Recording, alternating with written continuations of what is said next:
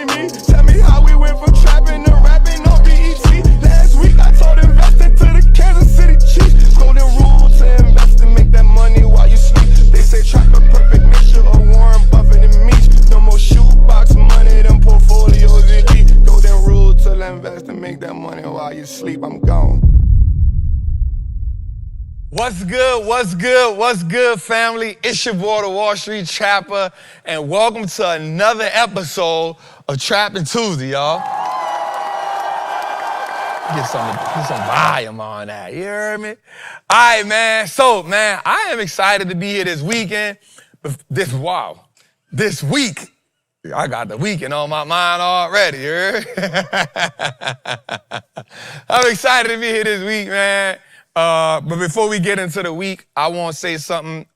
You know, every week we got to tell y'all this, man, because we never want y'all to forget just how much y'all mean to us. We do this each and every week for y'all. You know, y'all give us purpose. Y'all give us meaning. You know, without y'all, there is no Wall Street Trapper. Without you all, there is no Wall Street looks like us now. Without you all, there is no reason to have a Freedom Center. Without you all, there is no reason for us to even do a Trappin Tuesdays.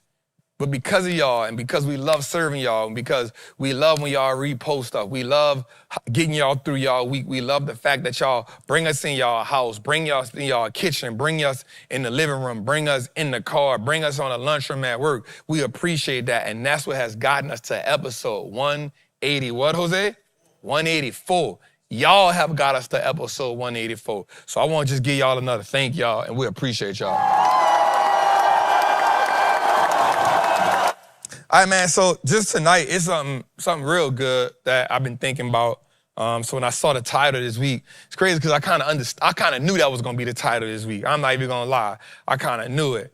And it made me think about this as we get into this week, that what we doing is not just about money. I know on the front end, it seems as though it is. But what we do is not just about money. And when we look at some people, we see that they inherit money. We see that some people inherit massive wealth. We see that people even inherit systems already built. And a lot of you all, including myself, who watch this each and every week, you all, that ain't your story. Everybody, or 90% of us, you building it from the mud. You building it with just an idea in front of you.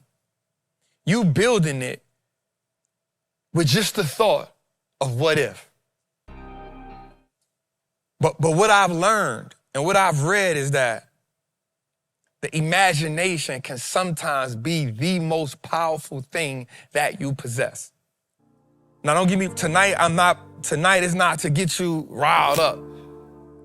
What I want to do tonight is I want to anchor you to something that's bigger than you. I want you to understand that what's at risk right now? What's at stake right now? I want you to understand that the decisions that you make today have a ripple effect, not just on your kids, but on your entire bloodline. See, I thought about something when I was at home this weekend, and I was talking to my uncle. I'm looking at my uncle, man, and my uncle probably in his, early 60s, probably mid 60s. And he said something to me because I had got my daughter, and then I had went scoop my little cousin up who go to Dillard, and they wanted some crawfish, so we did that. And my uncle told me something. He said, man, I'm counting on you, Neff. And I said, what?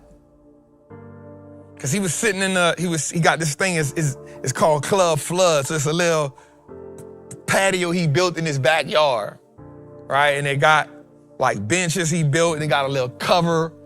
He got the little Jamaican flags and the other flags, all African flags back there, African descent, like Haiti and his son was inside. My cousin was inside. And I said, I asked him a question I said, let's go get the crawfish. He said, the wall inside, bro. I said, man, let me go get it, man. He said, hey, man, you know what, Neff? I wasn't going to say nothing. I just figured he was going to get it, but I'm counting on you, Neff. And that did something to me. And I said, counting on me? He said, yeah. We come from under that last regime of the family. And I thought about that regime. It was my grandmother. Used to call her Big Red. And bruh, she was tough as nails. I'm talking about, I remember being 5, 6, 7 years old, getting up in the morning at 3 o'clock. This is no lie. George is right here. Getting up at 3 o'clock, riding from New Orleans to Mississippi to load 2 trucks full of watermelon or cantaloupe or collard greens or mustard, whatever was in season. Driving back to New Orleans, taking a shower, then going to school. On weekends, I had to go in the East on Crowder. 8, 9 years by myself. She would give me a little 22 in a pouch. And I would have to learn how to sell watermelons to people. And I had a quota every Saturday and every Sunday. I had to sell at least 25 watermelons. No protection, no nothing. No cell phone. You get there at 9 o'clock in the morning and you leave at 5 or 6 o'clock or whenever I come pick that truck up. And she had 3 trucks. She would make deliveries to restaurants across the city. She had another truck with the OG, his name was Willie. He had him parked uptown and I was parked in the East. And I remember having to do that. That was my summer. She said, and I'm not paying you.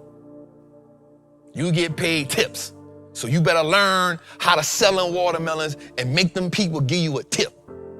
That's my regime. And I did that year after year after year after year after year.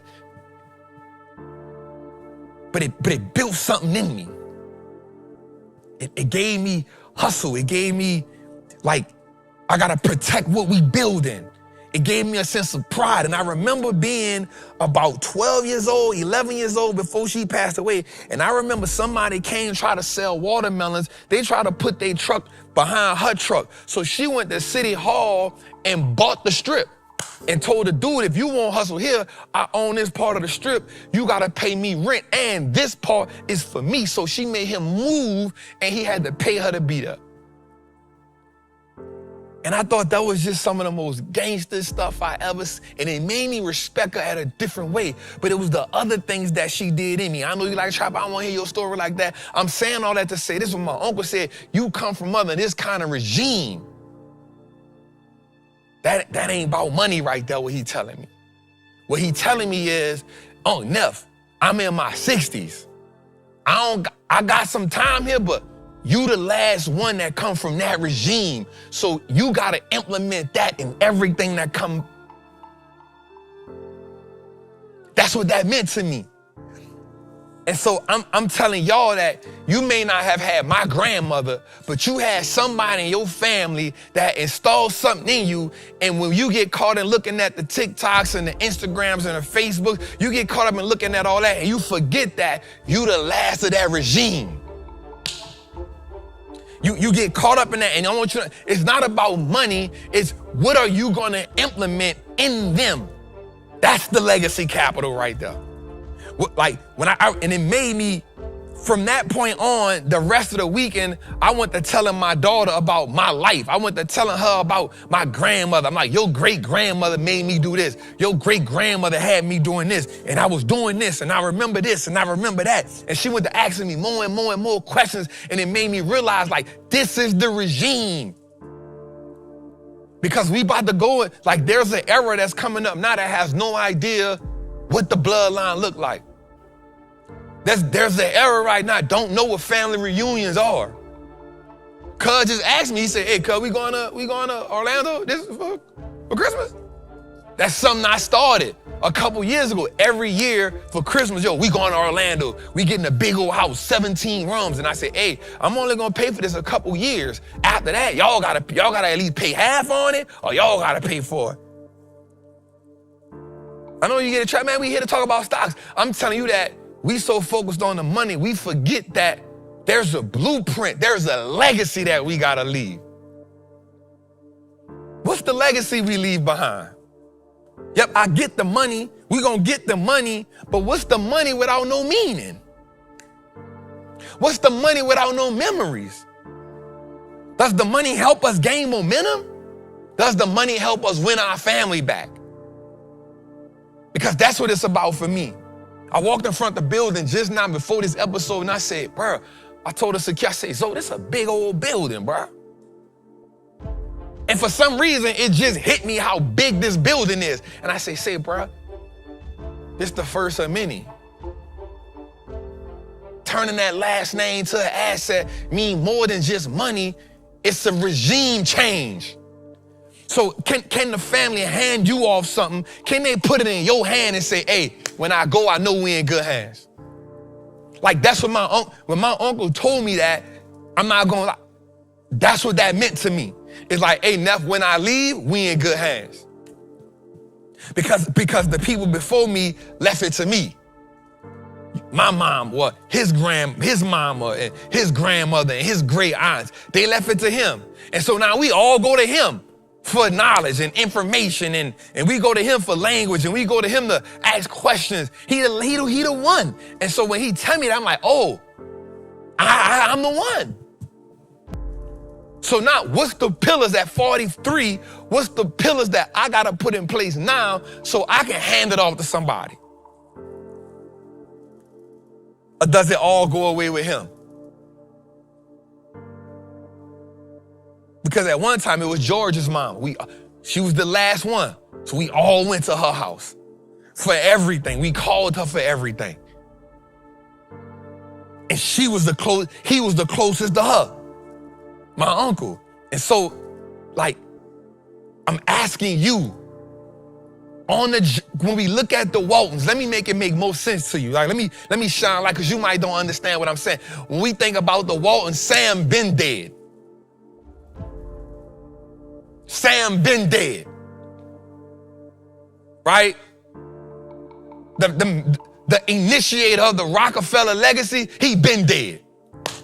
The initiator of the Rothschilds legacy, he been dead. The initiator of the Mars legacy, he out of here. The JP, he gone. The original Goldman, gone. But the legacy still intact. When people think wealth, they still the first name they say, Rothschilds. Sam ain't had an idea of Walmart being this big, but as it is now. Disney died before he can see the first roller coaster go up. But guess what? Disneyland. We talking about legacy capital right here, y'all.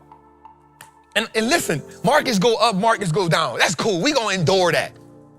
We gonna endure that. Real estate go up, real estate go down. We endure that. We take some losses, we take some wins. We endure all that. What's the legacy capital at risk right now?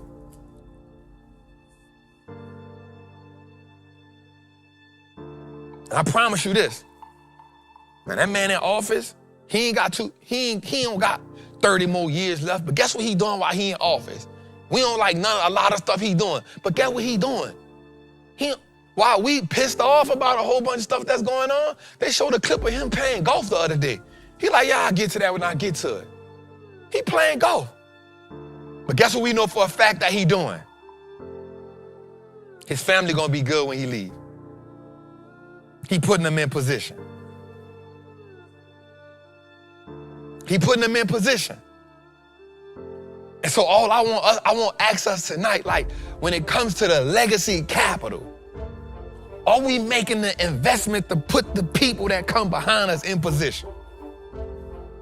Yeah, I'm not trying to rile you up tonight. I want you to think tonight. I want you to really put it in your head like, yo, I'm enduring this. I see this cycle.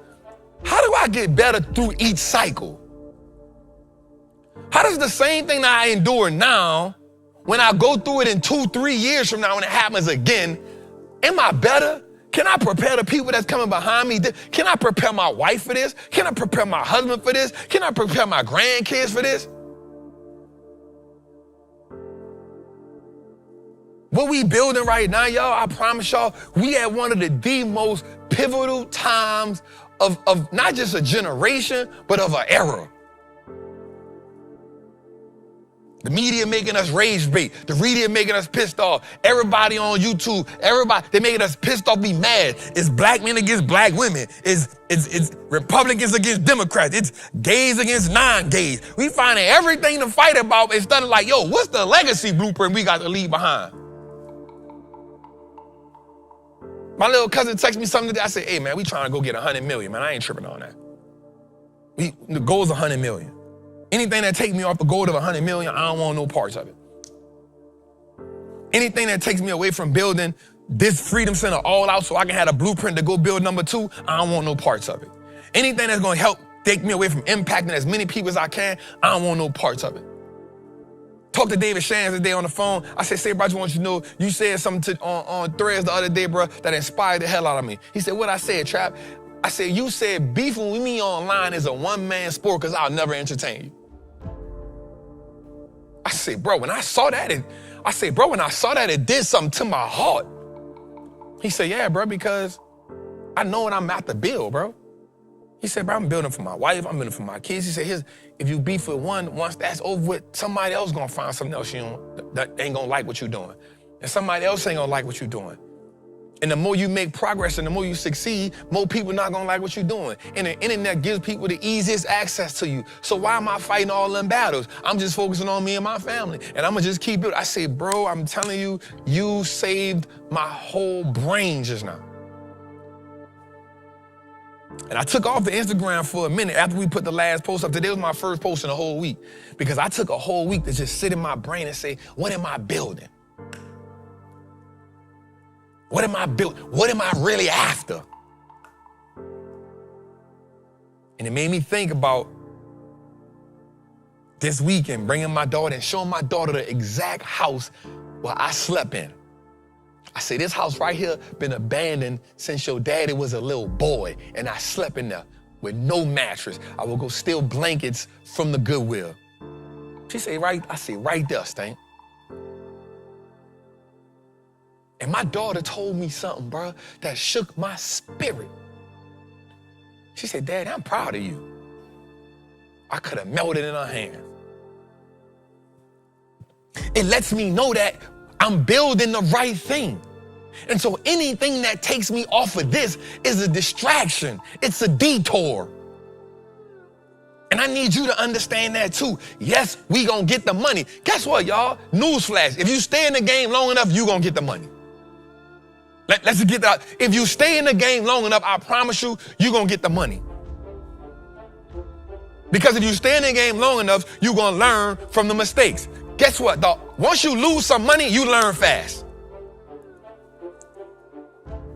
You lose it enough times, you're gonna make a decision to make the corrections. So if you stay in the game long enough, you're gonna get some money. Stop trying to get it all. You ain't gonna get it all right now. Play the long game. Consistency, corrections, evolving, evolution. That's how the billionaires become billionaires. That's how the best traders become the best traders. That's how the best businessmen and women become the best men. They don't got it all figured out, but they play the long game. But you got the pressure. You let the media put the pressure on you. You let the people over here put the pressure on you. And now you trying to accelerate the process. One good trade, I won't quit my job today. Play the long game. Legacy capital. Legacy capital. Legacy is not built in a year. Legacy is not built in 2 years. Legacy is not built in 5 years. Legacy is built in a lifetime. Let me rephrase that. It takes a lifetime to build legacy.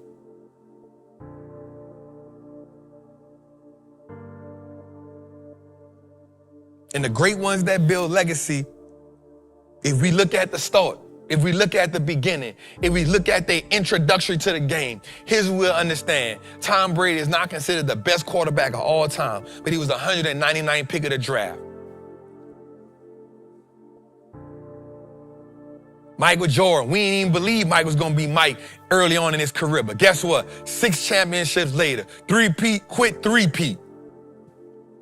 The great ones build their legacy over time, but we trying to be great in the era that only show us the great moments of life and not the failures.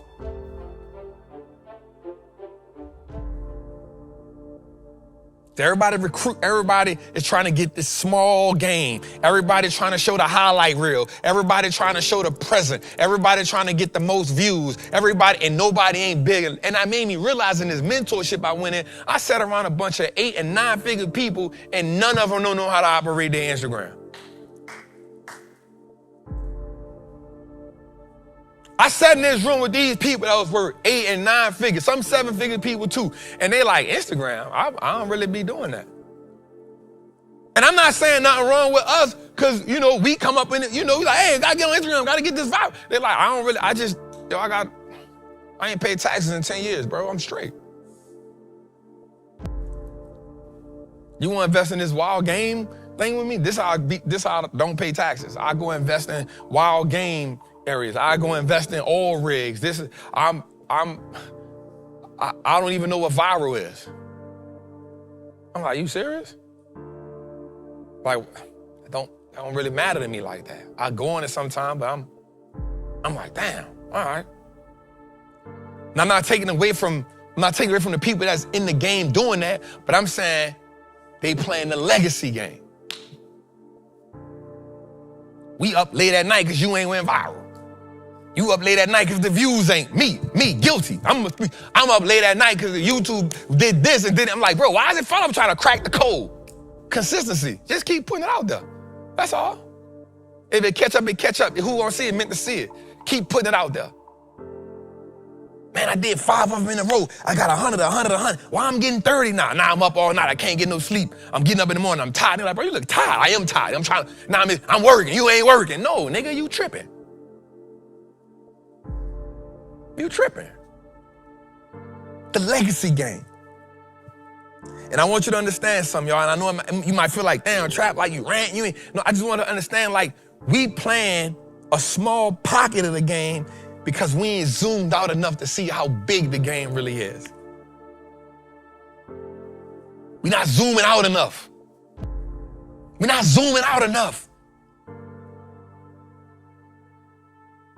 We here. Instead of zooming out, saying, yo, this is how the game is. Imagine Mark Zuckerberg when he created Facebook. We talking about a 20-year game. Look at him now. Now he got to fight for antitrust. When he started in college. Now he in his dorm room. Now he one of the most richest men in the world. Can arguably say got one of the most powerful platforms in the world. I want us to think about this. They zooming out. You don't gotta have it all figured out. You learn, you crash, you learn, you crash, you learn, you crash, that's the legacy. Never giving up, that's the legacy. Consistency, that's the legacy. That's the legacy. I remember 1996, man, when a female by the name of Carol Ville, she put me on Jay-Z. 1996. I never forget that. She was like, bro, you need to check this out. I was like, who this dude is? She was like, nah, this good. I listen to it. I'm like, damn, I'm a New Orleans dude, so I'm down south music. I'm Cash Money. No, this what I'm hearing. UNLV, this what I'm on. What is this? And I remember like around 97, she gave me this Streets is Watching video that he made, this short story. She was like, man, check that. She was in love with Jay. And I remember watching that like, damn, this is creative. Billionaire now. Playing the long game. Keep evolving. And we can listen to all the stories. Oh, you saw this, so we keep buying a narrative because it's harder for us to believe that we can make it the right way than somebody. We looking for a game to be fair that it never meant to be fair. You just gotta know how to move in a room full of vultures. Industry shady and need to be taken over. You're gonna either keep playing the victim or you gonna take it over. And you ain't giving yourself enough credit for how much power you got because you keep playing small. We talking legacy capital right here. Your ability to endure, your ability to every day make the deposits without withdrawing. Having faith, having the vision to see what ain't there. Your biggest problem is you keep judging yourself and you keep judging your outcome by what you see. And you gotta be delusional enough to not see what's there. You gotta be delusional enough to disagree with the people who in front of you who telling you it can't be done. You gotta be delusional enough to say, I'm gonna get 100 million. You gotta be delusional enough to say, I'm gonna be a billionaire. You gotta be delusional enough to say that and then play the long game. The problem is you won't make the deposit and then you won't make the withdrawal. You won't make the deposit, and then when things get real, when you feel like you need a break, when you feel like I deserve this, you won't make a withdrawal. And you ain't playing the game long enough. And it's those who play the game for the long term. It's those who are able to consistently stack those wins on top of those losses and not let the losses define them, but let the losses give them meaning. Let them losses create legacy. Let them losses turn you to a family legend. So I can guarantee you right now, you walk in any Walton family member house, they got a picture of Sam in there. That's the one that changed the game for us. I'm asking you just, can you see that? Can you play the game long enough? Can you drown out the noise to focus on the vision? Can you go in the darkness and develop the picture? Can you go in the darkness and develop the picture? Can you go in the darkness and develop the picture? Episode 184, Trappin' Tuesdays, Legacy Capital. Let's go, man. Jose, how you feel, dog? Hey, bro. What's up, bro? I think somebody was calling me, bro. Man. Woo. Yo, shout out to King David. He was like, come on, bro. The freestyle game is impeccable. Who? King David in the chat. Oh. And I was like, bro, I'm sitting there like in the chat listening. And I was like, oh, he going crazy. He pulled the Jay-Z joint, the freestyle joint. So again, that joint, you just wrote that out there when you went for a walk. Yeah. Ridiculous, bro. Ridiculous. Yeah. Not even all of it, just like eight like realms on where I want to go at with it. That's kind of what I try to do, just write like where I want to go at with it. And then from there, just you let your memory brain fit out. I got to do better, though. I got to do better. I only care about when we doing on the road and we got keynotes. This right here, though? Yeah. Hey, that last minute, I'm about to show up. Yeah, that's good. The keynote's the one I get scared of. He be up till 4 a.m. talking about, yo, Jose, I got something.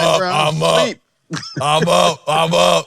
He got to be on the stage at 9 o'clock. It's 3 a.m., bro. I got this fire here. I need you to hear this.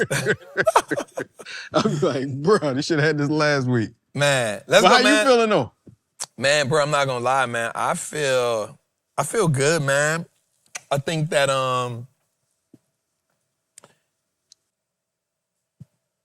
man, going home always do something good to me, man. Mm-hmm. Going home always do something good to me. I get to be around my family. You know, I get to be around my baby. Just an amazing, time. And I think I was talking to my therapist and Steve. Steve was like, bro, every time you come from home, bro, like you be refreshed. And I do, man. I think because I was talking to my people this week, and I was talking to my homies home. My dog Ghost, my dog Greedy, and I was telling them something that I think that God did something real dope with me when he allowed me to come to Atlanta. So I've been out here now for like 6 years, maybe 2020, so this year will be like 6 years, right? It allowed me to develop one, business. It develop as an investor, develop as a trader, develop as a dad, develop as a man, develop as a friend, develop as a man of God as I'm growing into that area of my life. And it helps me to see the city different. I see New Orleans from a different lens now. And I was down there, bruh, and I was telling them, I was like, bro, like, now that I look at New Orleans, bro, like, see, the thing about Atlanta is, bro, I think Atlanta is a dope city. Especially if you come from a city that doesn't see success a lot. Yeah, yep. Right? That's why, I appreciate the A. Because it let me see, success. Every day. Every day, yeah. All day. And they look like you. And no matter what people say, oh, they're scamming, I don't know none of that. All I know is, this is what I don't even see that in New Orleans. And so, I think now, I appreciate that about the A. Right? They have a successful culture, if I can say that. Like, their legends don't really leave their city. You know what I'm saying? Like, Killer Mike still in the A. Outkast still in the A. T.I. still in the A. Even when they go do movies in Hollywood and stuff, they still be like, hey, we back in the A, bro. They legends and pioneers and founders don't leave. And don't get me wrong, it get busy out here. Don't think it's sweet. You know what I'm saying? It get busy down here too. You know what I'm saying? Hustlers gonna hustle. Trappers gonna trap. You know what I'm saying? Bangers gonna bang. Shooters gonna shoot. Shooters gonna shoot. You know what I'm saying? So but what happens is there's a culture of success. And so they don't have to leave the A. Right? Just like people from Miami don't have to leave Miami. People from LA don't have to leave LA. Even people from New York don't really have to leave New York. Even if they go to Connecticut or the Hamptons, you ain't left New York, bro. You know what I'm saying? But I think in New Orleans, you kind of be like, bro, I gotta go. Just to breathe. Probably be like that in Philly too. Probably Baltimore kind of like that a little bit. St. Louis probably like that a little bit. Cleveland probably like that a little bit. Detroit probably like that a little bit. They leave and be like, all right, bro, But what happens is, as I'm going through my city, I'm looking at my city I see so much opportunity here. There's a school in my neighborhood that's for sale right now. Crossman Elementary. So I grew up in Mid-City. I wasn't born there, but I grew up there. And I remember that school. We used to hop the gate and, you know what I'm saying? They changed the name to I forgot what they changed the name to, a Spanish name. And I'm showing my daughter where I grew up at. I'm like, wait, hold up. That's a for sale sign. I ain't never saw a school for sale. Right, yeah, right. Right, I've never seen a whole school, the school. I'm like, the school is for sale. I've never seen nothing like this before. And so I see all of that stuff for sale, and I'm seeing so many buildings for sale. I'm seeing so much. And I sat back and I told my partner, Ghost, I was telling my dog Ghost, I told my dog Greeters, I said, say, bro, I see why they play the long game with us. I said, watch this. All the stuff that I see for sale, bro, they're going to let it be for sale for 3, 4, 5 years. They're going to let the property value go down.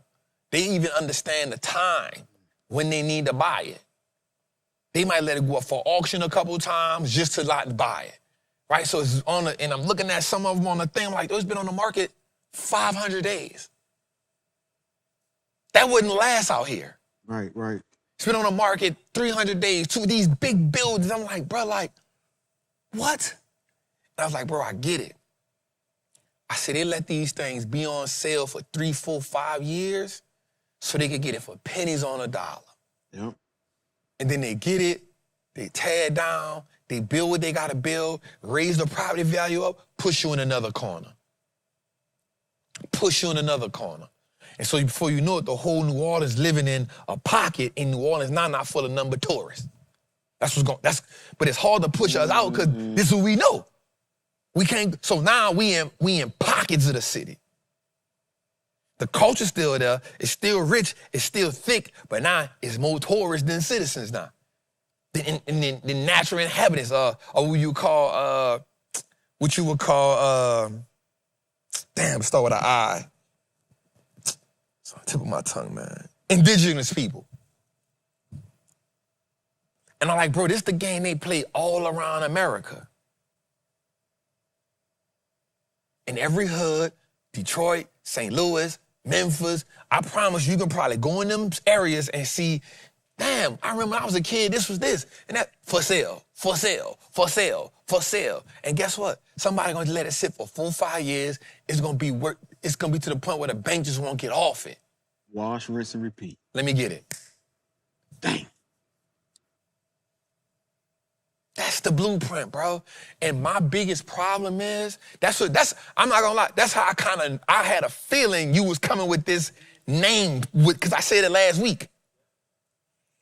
And this week, and I was just like, bro, like, this the legacy mode. When you come in your city, when you learn how to get the money from different areas, and you come in your city and you start building, hey, I'm gonna buy that duplex. And I'm gonna buy, cause what happens is, and I was talking to my dog, and he told me something, bro, Greedy, he said something that was so critical. He said, bro, you gotta realize, he said, you grew up in Mid-City, right? I said, yep. And I said, I remember who used to own, I'm not gonna say it, but I remember the mob used to own, we all paid rent to the mob in New Orleans, in my hood. I'm not gonna say the family, but we paid rent to the mob. And you from Mid-City, there was 1 or 2 families, 1 or 2 people off the same bloodline that you paid rent to. That's it. And they ran, you know what I'm saying? That's why they all looked like slums. And Greedy said something to me that was so crucial, bro. He said, Trap, you gotta think about something. Well, he said, Free, you gotta think about something, bro.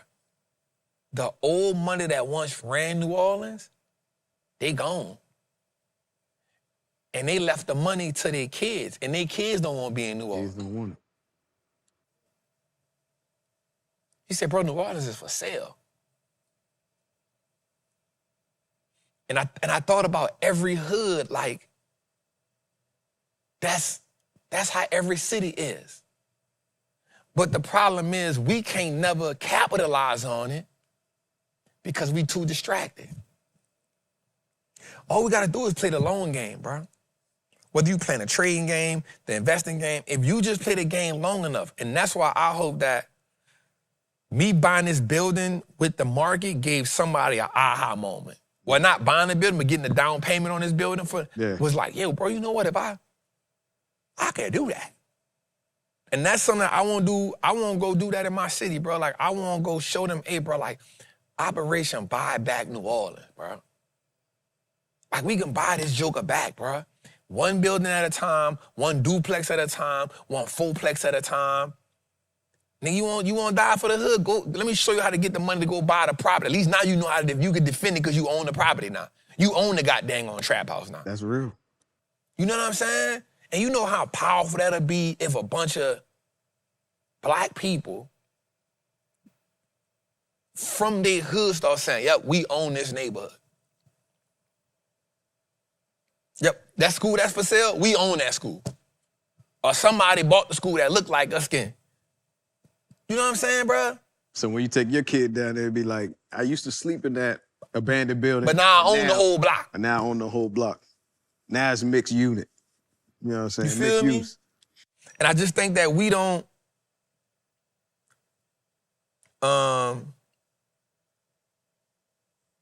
I think we should just,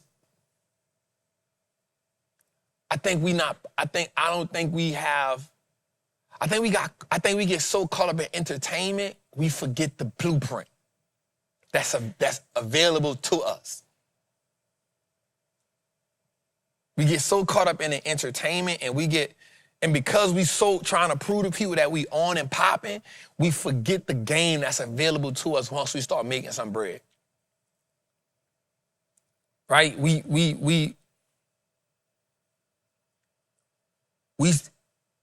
won't use the word desperate, but we so desperate to get out of the hole and out of the hood. So when we get out of the hood and we get out of the hole, we then do activity that perpetuates that we gonna go back. So we start doing things that will 100% put us right back in that situation. Right? So we start getting stuff that don't add to legacy. Bro, that's a whole sermon right there. For real, dog. Like, I'm telling you, bro, I went home this weekend and it was just on my brain, bro. Like, you know what I'm saying? And I just think that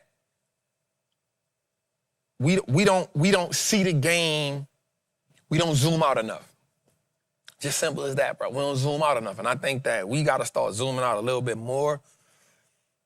None of us ain't perfect. We gonna fall short sometime, bro. But I just think that we are in a time we have so much access. And so people think that we don't have access. And I disagree. We may not have access to certain rooms yet, but we're not taking full advantage of what we do have access to. And I think that's the difference. So like really being intentional about building your credit up. Well, that's not an overnight thing. That take a little minute. But guess what? They got so many people that look like us, sound like us, talk. They can help you go from 500 to 750 in a matter of a year. All right, so what do you do with that? Well, the goal is not to go buy a bunch of stuff that you don't need, that you got to pay back. The goal is to go say, how do I now leverage the credit to go get something that's income producing?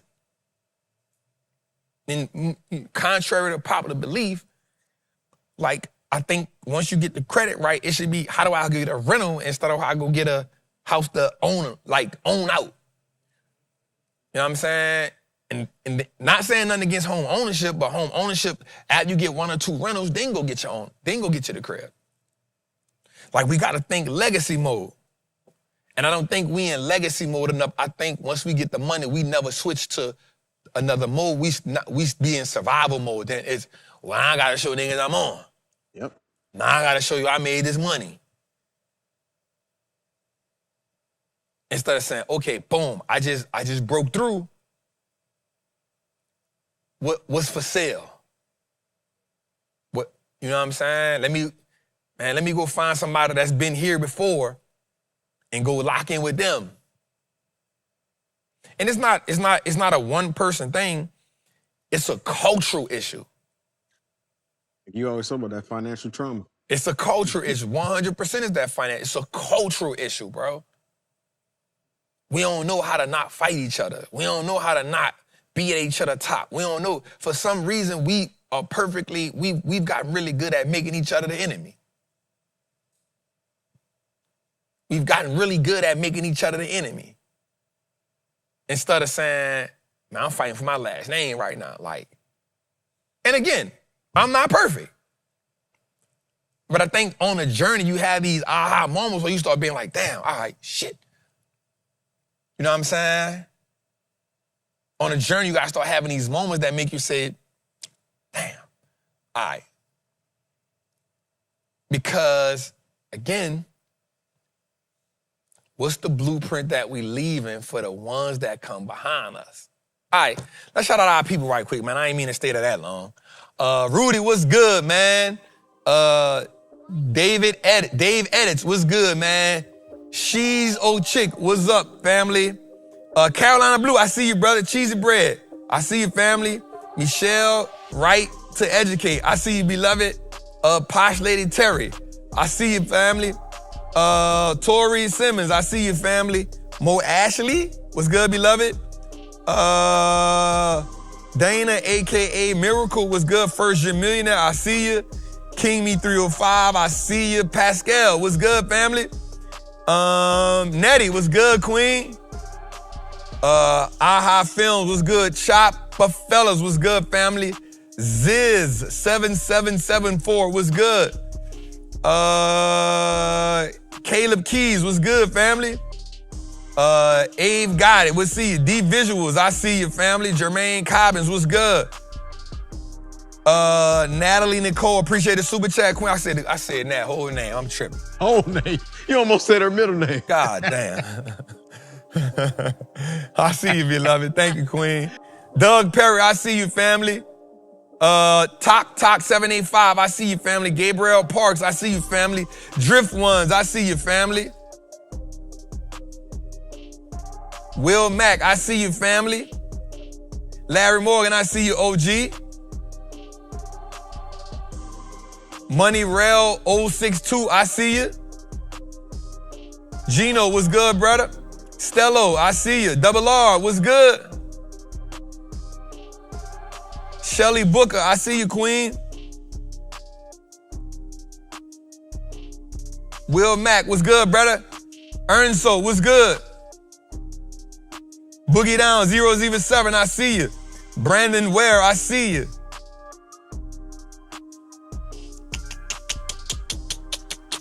Stony 24, I see you. Great Energy 720, I see you. Paul Briggs, what's good, brother? Bill Oliver 8940, I see you, family. SB Glow, what's good, family? Nate Higgins, what's good, family? Stream Keem, I see you, family. I see y'all. I'm able to slow that thing down a little bit now. TUTZ, I see you, family. Tariq, what's happening, family? I see you. Eric Harrison, I see you, family. DC the Collector, what's good, family? Shameless on Wall Street, I see you. Belina, what's good, queen? We missed you in the group. We heard you had a little family issue, so we hope all goes well with that. We appreciate you. We got them prayers out for you for sure. LJ 101, I see you. SK Isaac, I see you. Push Greatness, I see you. Nikki Cash 83, I see you. Big Bread 72, I see you. Dennis Clark, I see you. Road Dog 1-9, I see you. Short Bed Shorty, Short Bed Shorty, I see you. Nikki Bonds 980, I see you. JD the Great, I see you. Wall Street Nail, I see you. Charlotte Jones, I see you. Mr. J. Cunningham, what's good, family?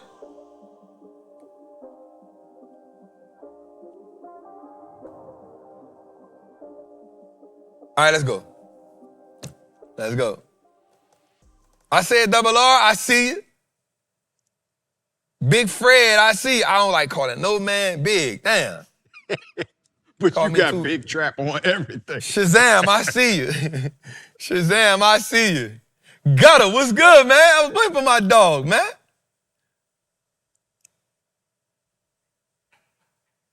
All right, let's go.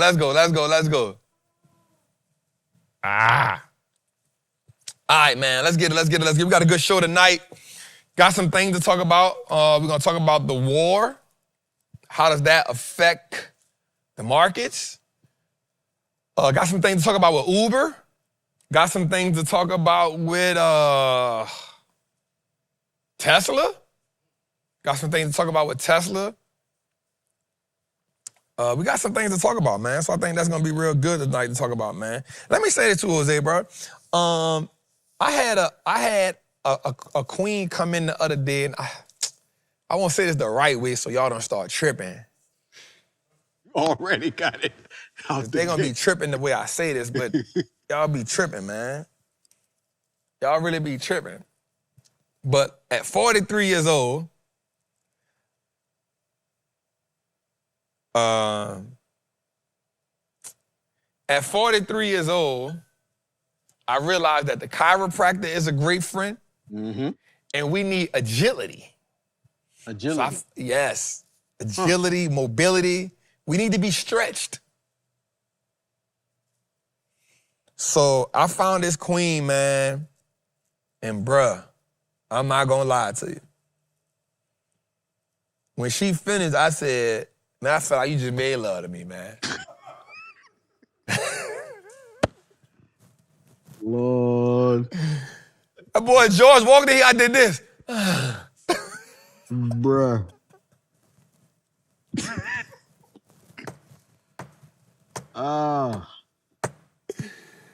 Say, bruh. But it's stretching though. It's Bro, like, you know what I'm saying? Bruh, like stretching you. Like on her back, like she laid me on her back, and she like grabbed my arms, like had them, bruh. I just felt my body popping. Pop, pop, pop, pop, pop. She was like, that's all that bad energy getting up out of you. I could probably deal with that. I told you I don't believe in masseuses or strippers. Bro, she wanted to give me a massage first. I was like, I don't really want the massage. Yeah. She's like, all right, we could just get into the stretching. Bruh. I can deal with that. She was like, it comes with I was like, I don't really want the massage, but I'll do the stretch. And the way she's like, your chiropractor gets you in alignment. What I do is I get you mobile again. She was like your hip. Like she was like on my hips, bro. Like, and I'm a man. I'll be like, I got them hips. She was like, man, your hips is tight. They don't lie. She like, your hips is tight. Bro, she did something like my feet, like I was in Indian style. And bro, she just pushed them down. And then she like grabbed my hands and like, so she was a feet and like she pulling you, bro. She pushed my, like I'm sitting like this. She pushes my. It felt uncomfortable or like just a look. You are totally uncomfortable. Yeah. But you feel your body like. Yeah. Bro, so she like pushing my legs down and then she pulling me to the front, bro, like this. And I just hear my body going pop, pop, pop, pop, pop. I was like, bro, like, and then she let me go. I just sat there. I was like, y'all want to see a dead body? I was just stuck, bro. Yeah, see, if I go, I gotta make sure I get all my gas out, because I don't try to stretching me out and then it'd be like, brr, brr. Bro, and so here's the crazy part though, like, she said something to me, she said, your hips is where you hold all the tension. And when I say, bro, like my hips and my lower back felt different all week, I said, yo, when you come back in town, like we need to do this every week. Cause I felt like my arm, the way she was stretching my arms, the way she was stretching like making my crossing one leg over the other leg, but like twist, like, bro, twisting me. Like, I'm like, yo, what are you doing?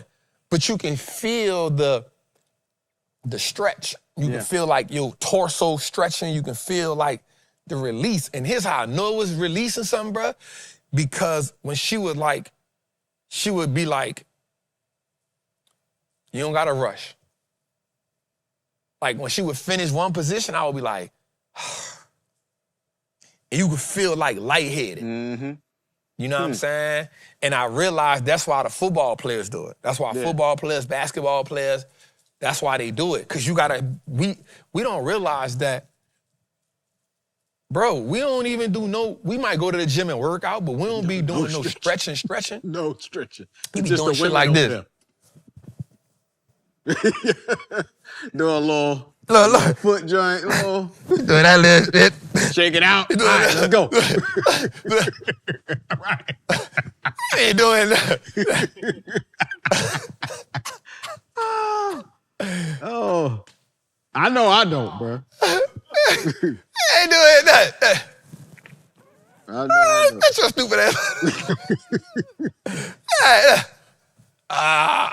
Shut your stupid ass, dog. You ain't doing nothing, dog. Bro, not gonna lie to her, bro. Like, you ain't doing nothing. But, bro, I told her, like, every week, I said, let's do it. Like, you sign me up. You know what I'm saying? When I'm in town, I'm with it, bro. Because I just felt, bro, you feel like, even people don't, everybody, I can say probably 60% of people walk around with a tight lower back and tight hips. Oh, yeah. And you feel it every day, but you don't know what to do. You hoping to get better. I'm going to lay this way. I'm going to lay this way. Run some hot water on it. Man, my sciatica, bro. You gotta get stretched, cut. Hey, that thing ain't no joke. Telling you. See when she make you lay, when you sit up and like put your leg. I remember I used to do this when I was young playing football. When you know what the touch your toes, but you gotta imagine she put her feet on your feet. Watch this, bro. And then pulling you. Oh my God. Oh my God. I wanted to fight her and hug her all at the same time, cuz. Bro, she put her feet on your feet and pull you. And mind you, like, but this how you go further though. She gonna tell you how to breathe. She gonna say, breathe in. Take a deep, and every time you take that breath out, she gonna pull you a little more. And every time you take a breath, and you gonna just hear your back going. You like, wait a minute, you about to pull it off. You gotta stretch it out. So, nah, bro, it was just, and it made me realize why women go to Pilates and yoga. Hey. It's just us men Hey, that Pilates, walk around bro? here stiff as a, just us men, we walk around. Bro, I went to the Pilates joint and I'm like, man, I go to the gym. This ain't gonna be nothing. Hey. Almost died. I saw the football dudes do it. Yeah. I saw the football dudes say they went real. to try to pull, I almost died. But yeah, man, so I like it, man. I like, man, I feel I had a little more movement in my, you know what I'm saying? So anyway, let's get to it, man. I just wanted to say, I wanted to share that to the fellas and notice I ain't saying pause. 43 years old. My health is important to me. You feel me? This is why when you get to a certain age, you start trying to run, you sprain your hamstring, you throw your back out. Yeah, because you ain't stressing. This nigga dead, y'all. Oh, no. What is that? This nigga dead, y'all. Ricky! You dead. My knee wrapped up right You're now. done. You're done. You're done. You're done. This nigga dead, y'all. Let's go, man. Let's get in our mantra, man. Let's get it, man. I am a certified Wall Street trapper. I'm confident in my ability to make great investments. The stock market is a machine that prints money. I'm more than capable of operating this machine. Not only will I free myself, but my family will eat for a lifetime based on the information I apply today. I'm a money maker and a wealth builder. Today, I break all the chains that anchor me to that poverty mindset. My ancestors will smile now because I've turned our last name into an asset. My family's purchasing power will increase indefinitely. Today, I make the declaration that no longer will I be a slave to money. No longer will a generation behind me inherit lack. No longer will I submit to selling my time for money. I am first generation millionaire. I am the architect of my family's legacy. I am a certified Wall Street trapper, and Wall Street looks like us now. Let's go, man.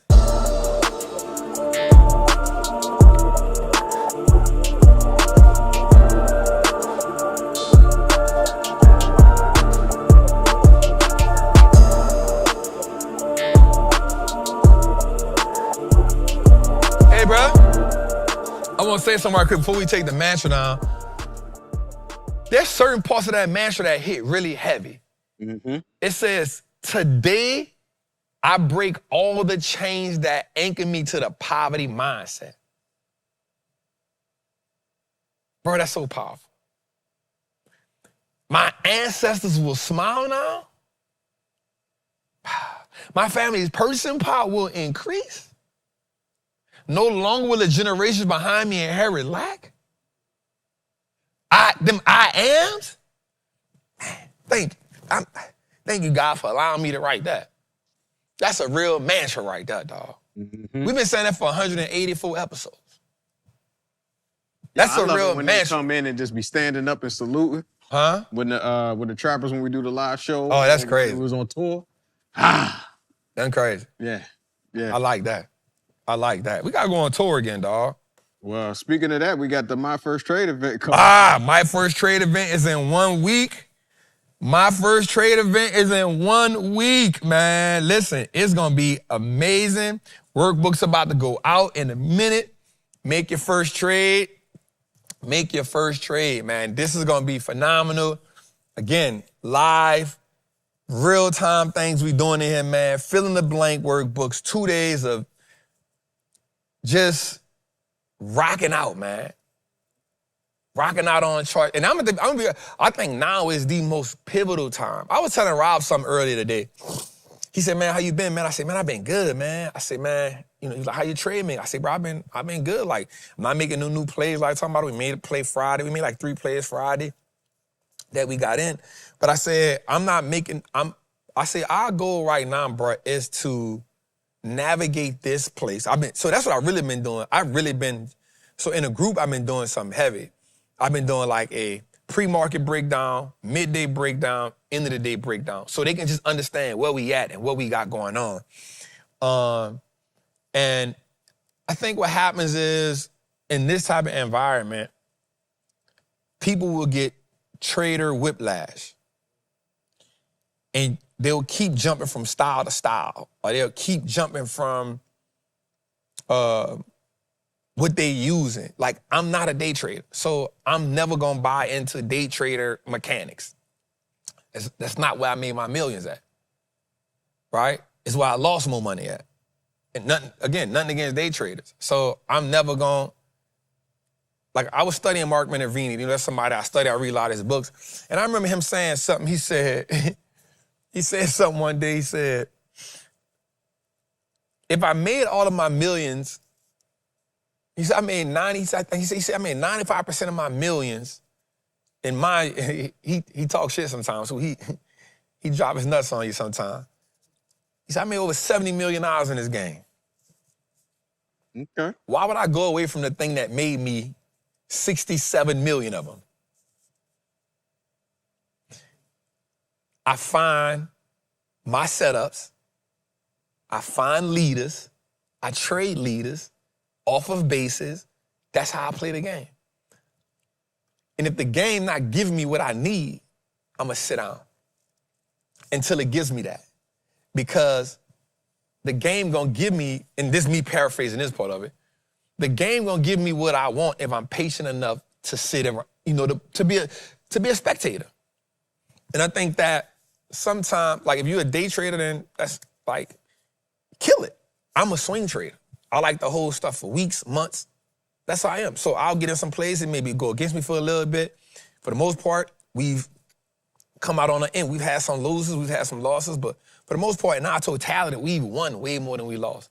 And so in this market and in this season, you got to be willing to say, all right, like, let's endure. I told Rob, I say, bro, like, the goal right now is to endure. Make sure we can see what we can see. Let's not be tricked. Let's not be fooled. Like, the market went green earlier today. And I remember telling them, I said, listen, don't get trapped. This market is trapping buyers and sellers. It's trapping them on the upside and the downside.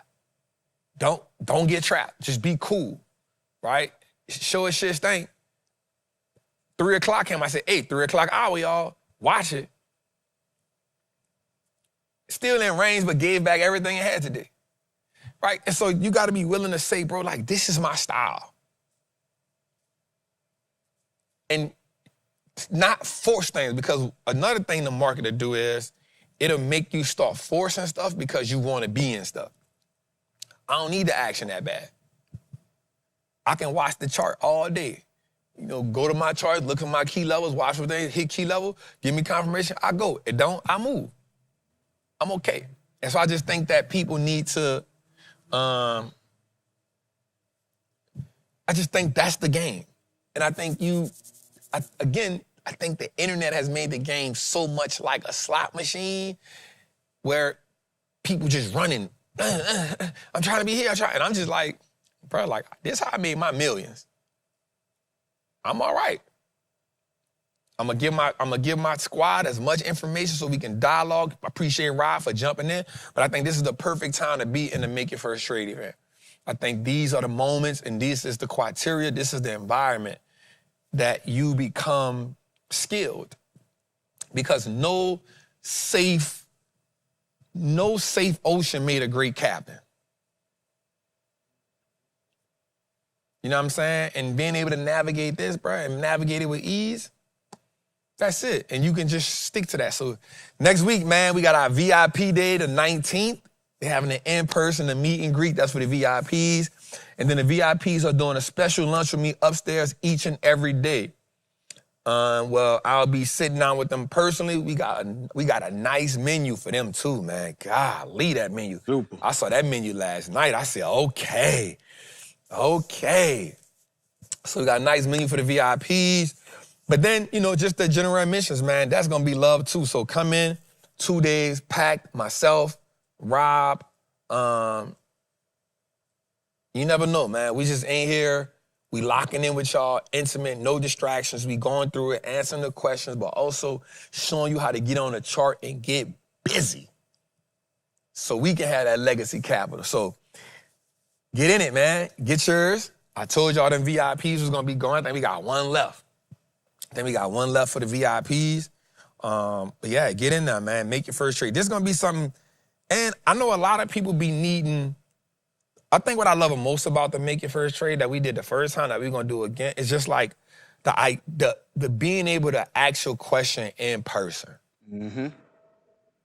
I think there's, in the AI world and in the Zoom world that we live in, we miss the human connection part of it. Now, don't get me wrong. Some people can't make it in person. Like, the Zoom people been filling up. Let me say that. The Zoom people been filling up. And I know it's a lot sometimes. You know, the travel, your job, you're trying to do it in between jobs. But if you can come in person, man, that idea of being in an environment that being in, and sometimes they gotta tell me to shut the hell up because I'll get into a topic and just dig. So yeah, being in the workbook. So man, if you can get in there in person, let's go, man. I can't wait to see y'all next week. So let's get it, man. Make your first trade event, man. Let's get it. What we got next, Jose? All right, let's get to it, man. All right, so I got my pen. I found my pen, y'all. I found my pen. I said congratulations. They say congratulations? No, I said it. Oh, I found my doggone pen. I found the pen. So that's good. I'm ready for that now. I'm ready for y'all now. All right, so let's get into it, y'all. But before I do that, is my screen up? I should be up, right? I want to show y'all something right quick. So let's start off with this right quick.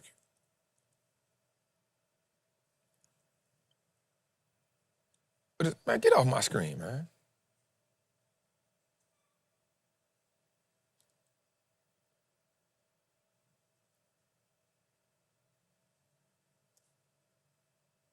All right, there we go. So I want to start off with this right quick looking at the VIX, right? So if you don't know what the VIX is, this is the volatility index, right? So this shows us just volatility in the market. So normally when you see the VIX going up, you know that the market is going down. Oh no, it was a chiropractor. All right, so more when the VIX is going up, the market is going down. And so I want you to understand that, Monday, the VIX was at 29. It closed yesterday at 25. Today, it was at 22. And at the end of the day, it rose up to about it ended the day at 24. And so that's just letting us understand the volatility that was in the market over a long period of time, over today. The next thing I want us to do, I want to break this down for us. I want us to see this.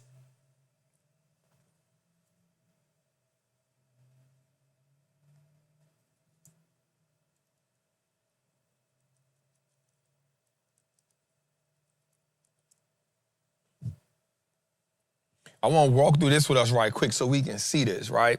So this is the fear and greed index. And I don't think people ever looked at it this deep. So here we see the Dow at the top down, 0.7%. NASDAQ almost 0.25%. And S&P almost 0.25%. And the NASDAQ up 0.1%, I guess. right?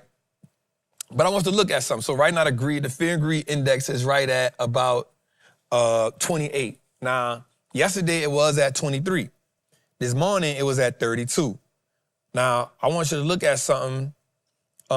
1 year ago today, the fear and greed index was at 17. 1 year ago today, right? 1 year ago today, the fear and greed index was at 17. Now, I'm gonna go a little further, which I want to explain some things for you. Market momentum right now is at extreme fear, right? It's a useful tool to look at the stock market level. When the S&P is above its moving rolling average of 125-day, the sign is a positive momentum. But if the index is below the average, it shows investors are getting skittish, right? And the fear and greed index is used to slow momentum as a sign of fear. So right now, if you look at it, it's touching it, right? It's touching it. So it is under the 125-day, right? It is on a 125-day. Now let's go a little further, right? Stock price strength. So I want you, and this is something that I look at almost every day, and I'm just giving y'all this so y'all can see it, right? So watch this. Net new 52-week highs and lows in the New York Stock Exchange, right? Stock price strength. A few big name stocks can skew returns in the market. It's also important. It's important to also know how many stocks are doing well versus those that are struggling. This shows the number of stocks on the New York Stock Exchange at 52-week high compared to those at 52-week lows.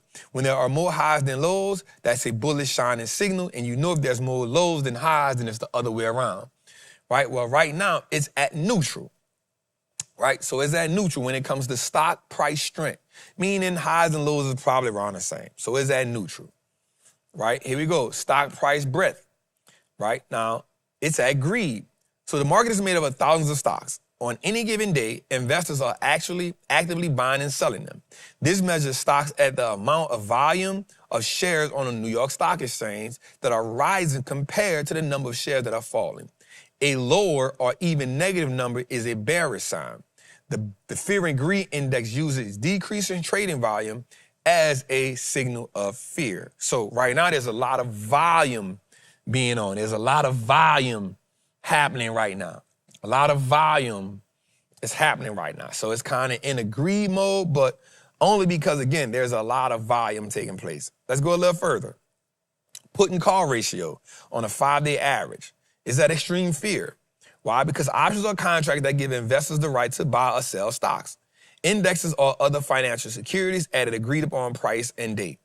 Puts are the option to sell, where calls are the option to buy. When a ratio of put to call is rising, it's usually a sign investors are growing in nervousness. A ratio above 1 is considered bearish. The fear and greed index uses a bearish options ratio as a signal of fear. Right now it's at fear, but it ain't at 1. It's currently at 0.84. Now watch this. Last year, same time last year, it was at 1.1, right? So I'm just showing y'all, like, I'm just giving you an idea of what's going on right here in the market. So you can get I guess the goal for me right here is to give you a whole idea, a scale, so you can see what's going on. Is that making sense? All right, let's go a little further. Just a few more. Market vitality. Most well-known measure of market sentiment is the CBOE, which is Chicago Board of Exchange Vitality Index, or the VIX. The VIX measures expected price fluctuations over the next 30 days. There's a rule of 16 that we talk about too. No, you don't have to pay for this. It often drops on days when the broader market rallies and soars when stocks plunge. But the key is to look at the VIX over time. It tends to be lower in bull markets and higher in bear market when bears are in control. The fear and greed index uses increase in market vitality as a signal of fear. And we talked about this right now, is at 24. Notice last year in April, it was at, come on, things stop moving so I can show them the exact thing.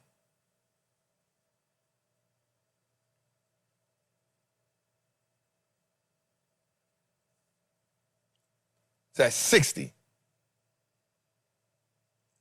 It was at 60. So that's heavy. That's heavy. All right, but the average is somewhere around here at about 17. I remember I told you that before, right? I told you that before. It was at like 17, that's the average. Let's go a little further.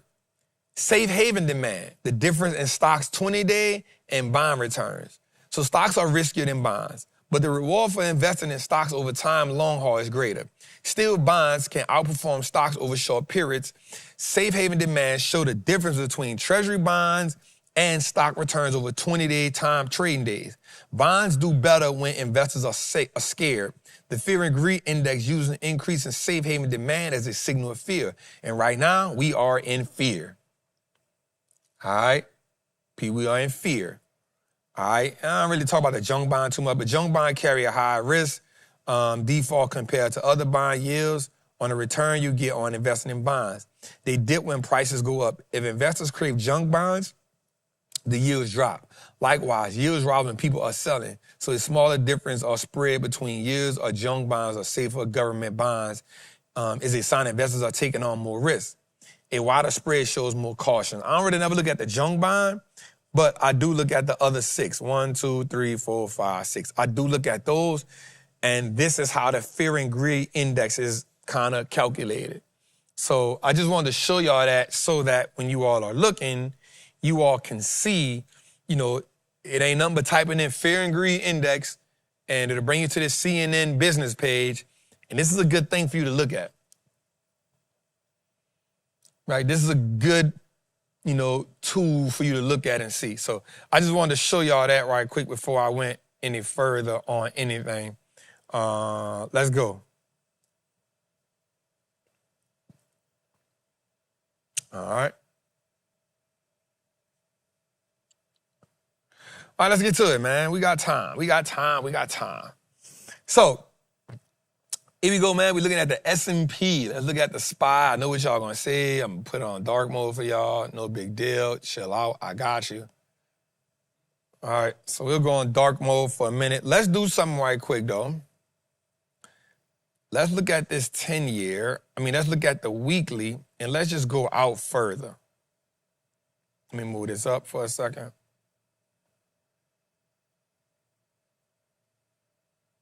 Right, so I want to do something right here that's going to be interesting for y'all to see. We haven't showed this in a while, but I think now is the perfect time to show it.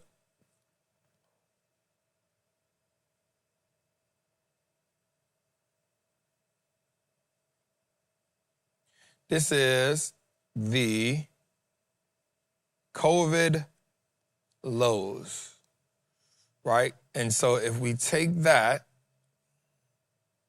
this is from COVID until now.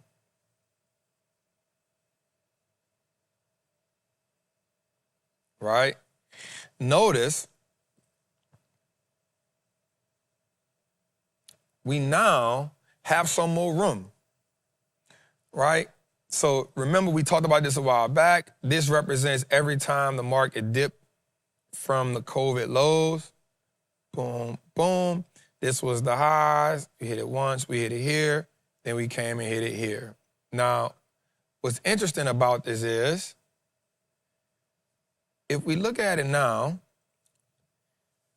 we've come off that. Now, some people are saying that we got to come all the way back down. Some people are saying this, that, the market going to come all the way back down to here.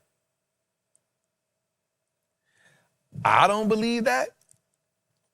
You know what I'm saying? Because I don't think it always has to come back down to there. I think my line in the sand on the S&P is going to be right here. Right? I think that'll be my line in the sand. And as we can see, it keep getting caught here. I'm going to make it bigger, y'all, so don't trip. Right? But I want y'all to see something for a second. So if we following this, notice how it has come off the highs, right? And I think that when we look at breaks like this, now we're looking at it on a weekly, I think when we come off breaks like that, that's going to be essential for the market. So let me move this up because my area is right here, right? I think those will be essential for us. Now, here's what I like to say, and I like to, here's my claim. If we coming off all-time high, which is here, if we come off all-time high, if we come to the 650, that gives us a 6% sell-off. If we come down to 651, that's about a 12% sell-off. And that is the Trump tariffs low, right? That's the Trump tariffs when they first fell off. Now, if we fall all the way down to the Trump tariffs low, which is what I think people are saying we're going to get to, if we got to come all the way down to this line, to the trend line, that's about a 22% fall, 23% fall.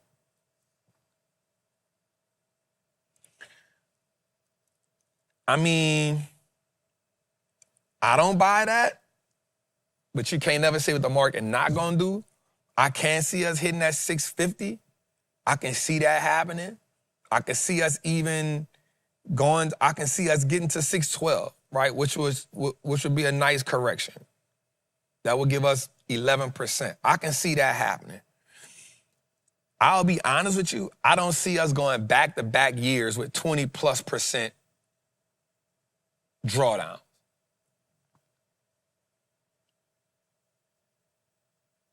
Right? I don't see us going back-to-back years 20-something% drawdowns. Now, a 10%er happens once a year. I can see that happening. I'm not against a 10%er, right? But also, I talked about something the other day on my Instagram. I put it up today that we got to understand who's in office and how the playbook go. And the playbook hasn't really changed. The playbook is I set a hard narrative. Once I set the narrative, you put something in play. Once you put it in play, you double down on it. Markets sell off really hard again. Then you do something to give a relief rally, right? And so those tensions are going to be there for a little bit. But I can see us going to the 612, but I don't see us going to 5. I don't see us coming down to 565 or 535. I don't see us doing that. But that's just me, and I know there's a bunch of people ready to say, I don't know what the hell I'm talking about, so, we'll see. But let's get into this daily chart right quick so we can talk about what we saw today, what happened, and what we're looking at on this chart. All right. So first and foremost, let's deal with what we first got on hand. First thing we're going to do is mark out our high. We mark that out. We make sure we address that situation, all-time high. You make sure we address what that is, right? And so I want to get to what I think is critical. And something happened here. We broke this line. And for me, this was a key line, and I talked to the trappers about this. This was that 676 was pivotal in the market, and we saw them break that. And when I saw them break that, I said, all right, y'all, we got some down to go. We put in a put over the weekend. Really did good, but we got out of it yesterday. Took a small loss because that tweet came out at 2 o'clock and the market just rallied. You know what I'm saying? Took a small loss on it. I was okay with it. I wasn't tripping. But something more important happened that I want us to see, that I like, that I want us to talk about. So notice, if we look really close, you notice that you have your 20-day and your 50-day. Notice that your 20-day, which is that orange line, crossing below your 50-day. And that is like a bearish crossover, right? That's telling you that the sentiment is changing. And so we see that, right? We see that crossover happening, which is good, which is essential. We can understand what's happening in the market. Also, with that crossover, you also now see elevated volume. So you see that volume is, so to let you know, like a lot is taking place. Right, a lot of stuff is moving around, right? And then once we broke that level, that was key because sellers now introduced us into a new area, right? They brought us into some deeper waters. Kind of think about a fight, right? So markets don't go straight down, but here's what the sellers did do. They introduced us to what? Some new water. They say, all right, we're going to bring them somewhere they ain't never been before. Think about a fighter. Fighter say, hey, we can bring them, You know, them championship rounds, he ain't never been past the 8 rounds. So now you bring him around 10, 11, 12. They call that uncharted waters. And so one of the things I wanted to mark out too was, y'all know the line we're going to go to is our Trump Tower low. Right? Trump Tower low, which is here, which is 652, which is an area that we already had marked off. Now notice that area is also below our 200-day moving average. So you notice that 200-day gonna act like a dynamic support as well.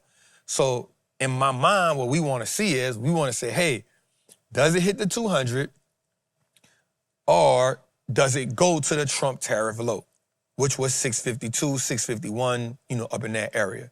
Now, something phenomenal happened today. Something really great happened today was, based off the news from last night, we had a little follow through. So the market didn't.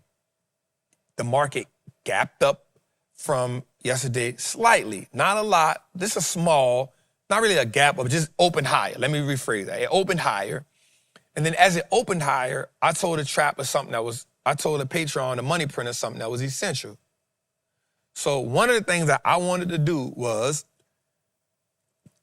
get above yesterday's high, but also get above yesterday's opening, right? So I wanted to see if buyers could get above yesterday's opening, which was about 678-ish, but then get above yesterday's high, which was at 679. Now, today buyers did that. They pushed up, they got past the opening, and they got past the high, which was good. But then they ran into something, which was the dynamic resistance. The same way the 200 right now becomes the dynamic support. I told the team, I said, listen, the SPY is actually being dragged down by financials today, right? So even though tech was making a rally, and we'll look at the Nasdaq, financials was a big drag today. Like they drag, and that's because of that credit risk issues that's going on. So kind of ran into that today, and then I said, hey, let's watch for 3 o'clock, because that's going to be what we're looking for. So now we're starting to realize that whatever happens during the day is okay, but the 3 o'clock is what really happens, is what we really got to pay attention to, because that's that power hour, right? And that's some information or whatever, however traders are feeling, they get into that. And so what happened was, here's what happens. 3 o'clock came, the market pushed down. It ran into that resistance, that dynamic resistance of that what? That 20-day, because the buyers understand that we can reclaim the 20, we got some actions. Sellers understand if we let them reclaim the 20, that's momentum. So we don't want to do that. So sellers, here's what happens. Now, you get trapped buyers on the top side, and now you got trapped sellers from the bottom side from early this morning. Because if you look at the candle, you see there's a bottom wick, which means the S&P opened and then went lower. So it trapped some sellers down there, then went up, got some people that say, oh, we about to run. We about to get the follow through from the Trump tweet, right? Trump said the war's almost over. We're going to get some follow through, so we're going to go long. Now you got trapped buyers and trapped sellers. I feel like we said this last week on the last Tuesday candle, right? And so that's what this market is doing. And so what we got to do, and what I'm telling my team is, bro, because I'm not a day trader, if we don't get confirmation that something is happening with follow through, like I'm okay with sitting on the side for right now. And so that's what happened today. Right? That's what happened today. And so now what you want to see tomorrow is, you want to see if buyers can now open higher than yesterday's open and then reclaim that high again. So you want to see if they can reclaim that 684-ish, maybe get a close at 685. So if you're looking at the S&P with your goal of looking at the S&P is, can they reclaim 684 and then 687? Why? Because that's your 50 and that's your 20. If you can reclaim that, you good. That puts you now in short-term bullish momentum. Now, here's what I will say. We got to acknowledge the fact. We cannot not acknowledge the fact that we have this in place. You got your high, you got a lower high here, and you got another one here.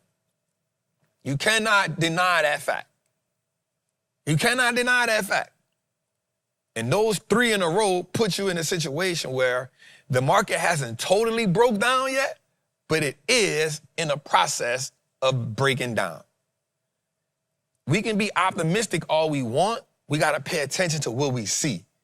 And what we seeing that's vital is we are under both of the short-term movement averages, which is 20 and the 50. We got key support at 676. Market closed right at 677, so put us right on top of that. And our 200-day is blinking at us. And so we got to just be mindful of saying, let's just chill.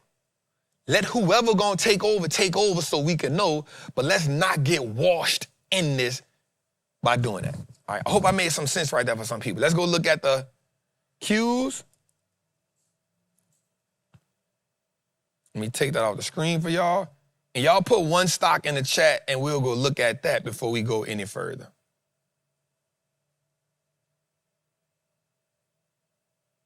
Y'all put one stock in the chat and we'll look at that. All right, so let's look at the Qs. Again, now what I will say is I personally feel like the Qs are actually performing a little bit better than the SPY right now, right? Even though they both falling, I think that the Qs are performing a little bit better than the SPY right now because we're seeing tech gain a little momentum, not a lot, but a little momentum. Why? Because of software. Software stocks, Microsoft, Snow, ServiceNow, Oracle today, they have been coming off those oversold situations.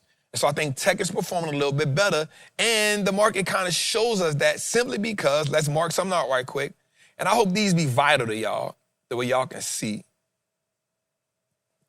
That's our all-time high. All right, we know that, and then we go mark out our Trump low. No, that's here. We got to mark that out to have an idea where we going at, right? Now, here's what's going to be interesting with this.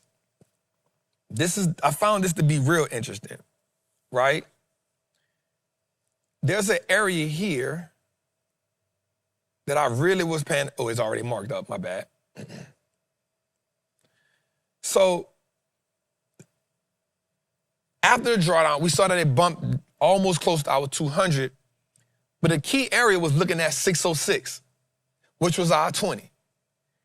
The NASDAQ actually closed above the 20 and then opened above the 20, right? And I'll mark that out so we can see it.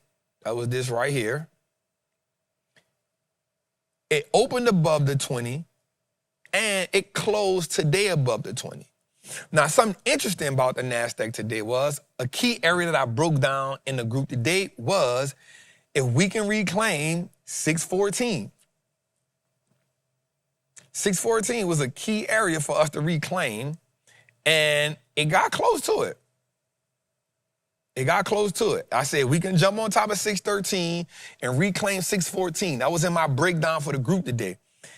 And this doji candle is essential because it shows us that we still closed above the 20, and it closed right at yesterday's close yesterday. So where it closed at yesterday, it opened at today.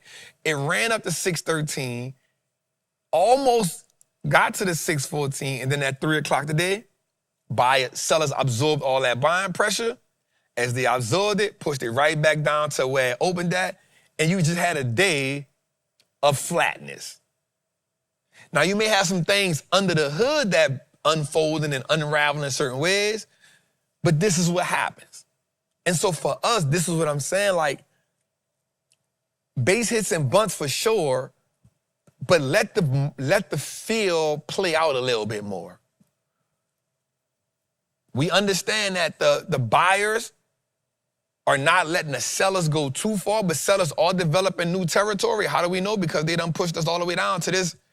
We got really close to that 200 day, which is that whatever turquoise line, whatever that color is. I don't want to call it a bad color. But 584. We got really close to it. And sellers defended it. So now tomorrow you want to see what happens.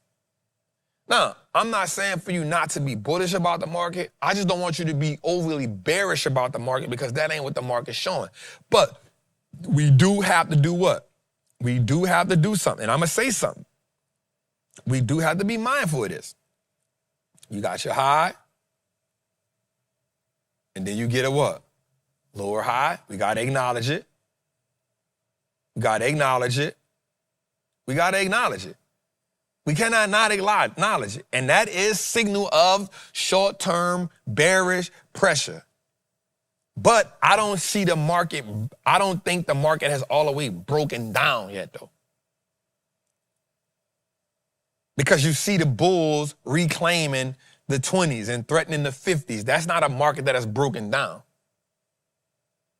And I don't remember the last time I had seen a full market breakdown after getting large bullish engulfing candles like that. So that's just my synopsis on those two. Definitely come join the Patreon because we definitely going in depth with the full day market breakdown. Myself, my guy Rob in the chat. We doing some key things over there. So let's look at Netflix because a lot of people are asking about Netflix. I see that. I'll look at it. I'll take a look at it. Let me get all this off the chart right quick. A lot of people are asking about Netflix. So I hate when I do that. Let's go take a look. Shout to 3,000 in the chat. Shout out to 3,000 people in the chat. Shout out to 3,000 people in the chat. And so, man, we see it with Netflix, man. Huge, huge, huge, huge, huge. We see this downtrend. And I'm not going to lie. This was a lot of money to be made. God damn, that's a lot of money to be made on the downside right there. All right? Huge downtrend. If I'm just had to mark out a key level on it, I'll come here. We see the double bottom. Key level here at 105, which is essential. I like that level right there. If I had to mark another level out, it would be right here at 100. So those would be interesting levels that I looked at. And look how that lined up right there. God, that'd be beautiful when it lined up like that. That'd be beautiful when it lined up like that. And that's why I'm telling my squad, if you just stick to key levels right now, especially, in these times, if you just stick to key levels right now, man, it'll make the game so much easier for you. It'll make the game so much easier for you. So we cannot deny this on the weekly. I always go to the weekly. And this is why I make it for a trade going to be essential because we're going to dig into key levels. We're going to dig into, Rob going to dig into his specialty, supply and demand. We're going to dig into key levels. We're going to dig into supports. Also, if you in the execution lab and the Patreon, we doing our chart class Saturday. I talked to Rob, we'll do the chart class Saturday. So if you're in the execution lab, that's the top tier. We're doing a chart class Saturday, and if you join today, tonight, you get 7 days free, so you'll be able to get that. So you'll be able to get that execution lab, and you'll be able to play the game out. Brian say GEVAEIS. Hey, chill. That's for the group. That's ours for the group. Chill. You hear me? So if I'm looking at Netflix on a weekly, we see this. We also have to pay attention to this right here, which gave us that that it was a double bottom, but a lot of support, that support right there at 75, that was amazing, right? So let's get back into it. Let's get to the daily and see what we can get up from it. All right, so we see still effective. The downtrend is in full effect. I will mark out this gap up right here.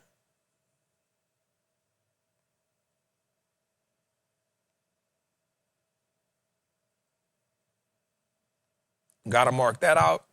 What I'm seeing with Netflix is we see it come off that bottom, boom, off key. We use that 75 as key support. We see that. We see we got the news. It broke up, came into that demand zone, created that gap right there. I will be mindful of that. We see it's bounced off 100 a couple times, right? Didn't break it. I would like to get in it if it. I would be open to getting in it if it broke the 100, but that 200 is still high above that. And it's a lot of supply on this side of it. So what am I talking about? I'm talking about all of this right here. That's a lot of supply. I do like the fact that the 50 and the 20 are now curving up. I think that's good. That's showing good momentum. We'll want to see that 100. We'll want to see that 200-day fall. A catch up. I think 100 is not a bad entry, but I think 105 is an even better entry. But if you did get in that 75 and went long on it, I think you got a sweet entry if you was able to get in there. I I think 105 is good, but I think 105 is good. And I don't think you have to be in a rush simply because I don't think you have to, where are my things at? There we go. I don't think you have to be in a rush because your all-time high is hit at 133. So I don't think you have to be in a rush to try to chase it, right? I think it'll give you another entry if you miss 105. I think another key level would be right here at 109. So 100, 105, 109, 46 are great areas for Netflix. I think 109 or 105, I think that 200 deal been came down and that 20 and that 50 be done caught up. That'll give you that short-term bullish momentum you need. And from 105, I think you can run it all the way to this. I think you can go all the way to the top with it. But then if you miss that, and you got another one at 117.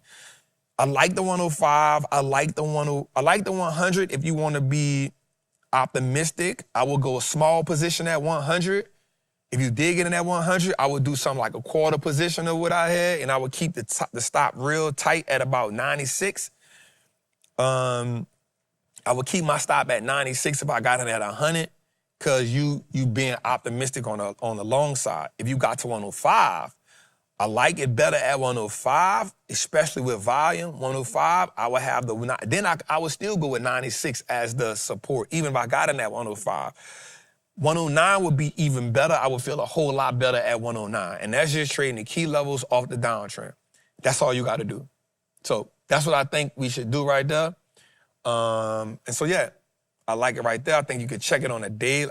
I like it on the weekly and the daily to get and especially in this market, I think your weekly and your daily are where you should stay at, because those are smoother situations. You not a lot of noise. It's not a lot of pump and fakes. You see it clear. You see your levels clearly. You see your supports clearly. You see your resistance clearly. You see the 20. You see the 50. I think that is a better, just for me and my trading style. I'm sticking to the daily and the weeklies clear. I'm not guessing. I'm not being anticipatory. I'm letting these define where we go at. So hit it. Even a break and retest wouldn't be bad. And what I mean by a break and retest, but I would really use that. Like, let's say it breaks the 100. Let's say it breaks the 100 and runs up to this 105. I would be patient enough to see if it comes back down, right? Comes back and test that 100 as new what? Support. Then make the entry. Like, I'm not even opposed at you being leaning heavy on a break. Like, knowing where you be like, hey, it broke my lever and gave me confirmation. I would be even more in this market to say, if it gives me a break and then retest it, then use that. Like, you got to be willing to add more layers of confirmation going forward. You don't have to be afraid to miss out on it, simply because we know for sure in this market since October, everything that has ran has came back to us. And so if we use that, if you can just control your emotions enough, I think that'd be good. I put on my YouTube. Y'all didn't go check the YouTube we put out yesterday. I'll look at this one for you. I put this on my YouTube yesterday. Y'all don't be going to look at the YouTube. Y'all got to go look at the Wallstreet Trapper YouTube. Like, go look at that. We putting out a massive game on there. Here's what you had today. You had that huge run up, and I put on my YouTube yesterday, I put on the YouTube. I said, I can see it going to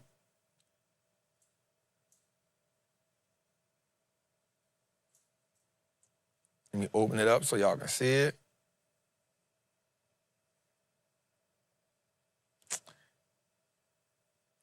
On my YouTube, I said, I can see it coming to about 81 to 76. I can see that happen.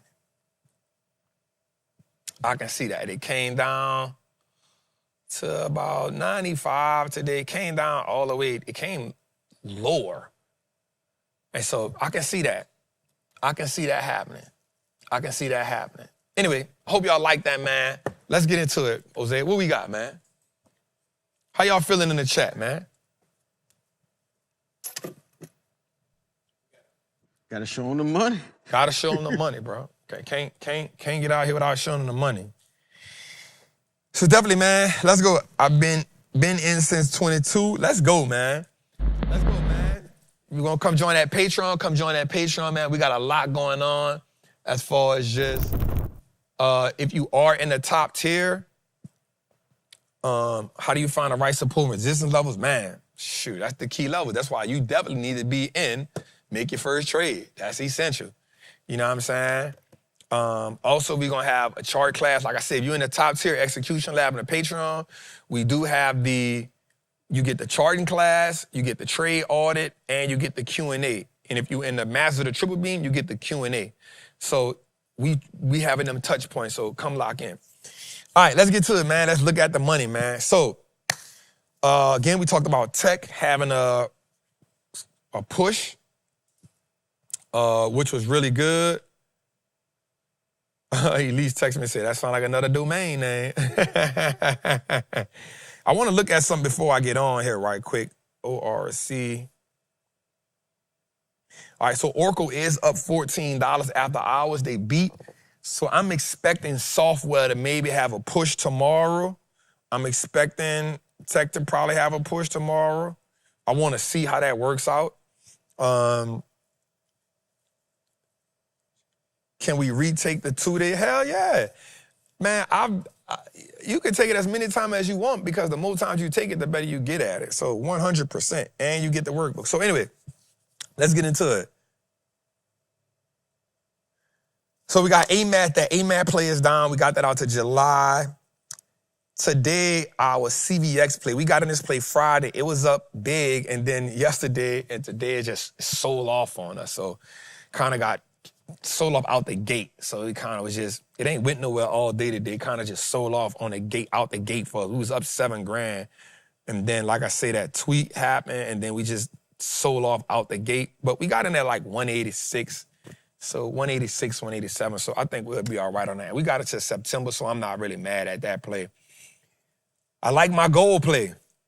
My gold play been coming through, man. Like, it's been bouncing in and out, but I'm going to stick beside it. I believe I'm going to stick beside it. Trap, thank you for the daily check-ins. They really be helping us out a lot. Appreciate that. I just try to keep them in the group locked in. So my Patreon gave me hell behind this Microsoft play. They was like, ain't no way in the world, Trap. Nigga, you just told us. And I said, bruh, I haven't never traded Microsoft. Like, this is my first ever Microsoft trade ever. I'm talking ever. I don't even look that way at all, right? But as I was looking at the chart, man, Uncle T said, I got my dog T. Man. So as I was watching it, somebody say, great chart reading, Trap. Thank you, family. As I was watching the trade, I told the squad something. I said, man, I'm really liking what software is doing because everything that is oversold at some point has to come back, right? And I like the way they've been defending it. I like the way that they've been rocking with it. So ever, bro. And so I like what I saw with them. And so I like it had broke this key line for me. And so that's it, man. So the play's not down much, maybe like 1%, 2%. Bell, what's good? So we in the Microsoft play, and I like it. So then we got the MU play. So I think that we got the MU play. So I'm not mad at it. I see something happening there, but he got the MU play, so I'm not mad at that. Still cool with it. Let's go a little further. Then we got, the NVIDIA play has just been killing us. I've been in that play for a long time. It's just killing us. We added, damn, my bad, y'all. I was supposed to cover the Palo Alto play up. Damn. My bad, y'all. My bad. Damn, my bad. I was supposed to cover the Palo Alto play up, and I didn't. But the Palo Alto is, I like what cybersecurity was doing, and I told them it was a decision between Palo Alto and CrowdStrike. Very seldom do I get both of them, and I ain't gonna lie, I wanted to get both of them, but I didn't want to be greedy. I didn't want to be greedy. I didn't want to be greedy. Somebody say, Trap, I watch all them videos. They be fire. My bad. Man, who is Bane? Come on, Bane. Leave me alone, bro. My bad, y'all. My bad. I forgot to wipe that out. So we got on the pallet. I did want to get in a CrowdStrike play. But I told the group, man, all our plays out to July, September. I feel good about them. I feel good about them. TSM and Walmart, I think they'll spin the bin on us. I think we'll be in good hands. And I just think we just navigate this, and I think we'll be all right, y'all. I do have 2 other plays I'm looking at, really, really looking at. But again, everything I'm doing here is smaller positions. Smaller. My homeboy named Greedy. Why not be greedy, right? That's a fact. But this the playbook, man. This is the playbook that we have right now. And again, I don't mind showing it because, I just look at it like this, but the market go through cycles.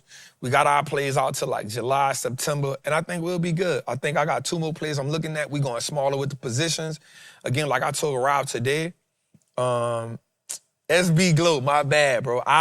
Hey, bro, when I make a mistake, I'm cool with saying I forgot to white it out, bro. My bad. Don't beat me up, y'all. Don't beat me up. You hear me? Uncle T said you might need that KTOS play. I've been looking at it, but it never could reclaim the 112. If you would look at the chart, that 112 was where I wanted it to. It keep bouncing between that 105, 89 and 105, 89, 88, 890. Because the all-time high is at like 130 something, I needed to reclaim that 112 and get on top of that. But definitely is what we're looking at. I'm not looking at Goldman Sachs right now because they just getting beat up. Anyway, let's go a little further. Let's get it. Somebody say, Trap, and NVIDIA is killing you. Why not shut it down? Because I got trapped in the play a long time ago. I could have got out of it probably when it was down, like, it went to like 40%, and I could have got out of it, but I just didn't. I ain't gonna lie. And then after earnings, it trapped me again. Like we had got the momentum, we had got to 195, and then after earnings, it fell back down. So I kind of got the momentum. We got the momentum that was going up, and I got up to like 40. It was like 40% down. And then that earnings call, that next day, it dropped 6%, then hit again, so it brought me back down. So I kind of just got trapped up in it. And at that point, we was only a month out, so I was like, shit, I'm here now. So that's kind of it. That's kind of what happened with me, you know what I'm saying? So yeah, that's kind of what happened. Uncle T said I made a quick 200% from 84 to 94. And that's what happened. See, it was going to that 94. It was going to that 94 out, then it was dropping right back down to like that 88 area. So you right about that, T. And I'm glad you're doing better, bro. I'm glad you back trading again, bro. I know you was going through a lot. So, we had a little conversation, bro. So shout out to you, bro. Love when you in the game, dog. Here's our, damn, we cut the thing off. So here's our buy and hold. We got Costco up, Costco, EME, Fix, Gold, ITA, MU, TPL, and Walmart. That's on our list. And our buy and hold, Ashan, is up 6%. So we was up 14%. Now we at 6%. So just wanted to put that out there. And Bud, shout out to Bud, because he came and told us Belina was going through a little something. Belina, the whole group sent our love to you. And then T, you already know we can't wait till you come back, bro. Shout out to my dog Bane, because Bane be in there spitting them gems in the group. He be telling them, hey, y'all, sit y'all ass down. You know what I'm saying? Go buy and hold, man. Chill out right now. We swing traders, this is what we doing. So shout out to Bane, man. I like Bane energy. He always got one of them, you know what I'm saying? He always got that energy. So I'm glad he came back from a trip from Tokyo and he be talking that shit. I be needing somebody to be an iron fist sometime when I'm in there. When I leave, I know Bane gonna hold it down, and I know Chopper fella's gonna give us that morning prayer. Hey, say I am. He gonna give us the morning affirmations. So definitely, man, if you're looking for,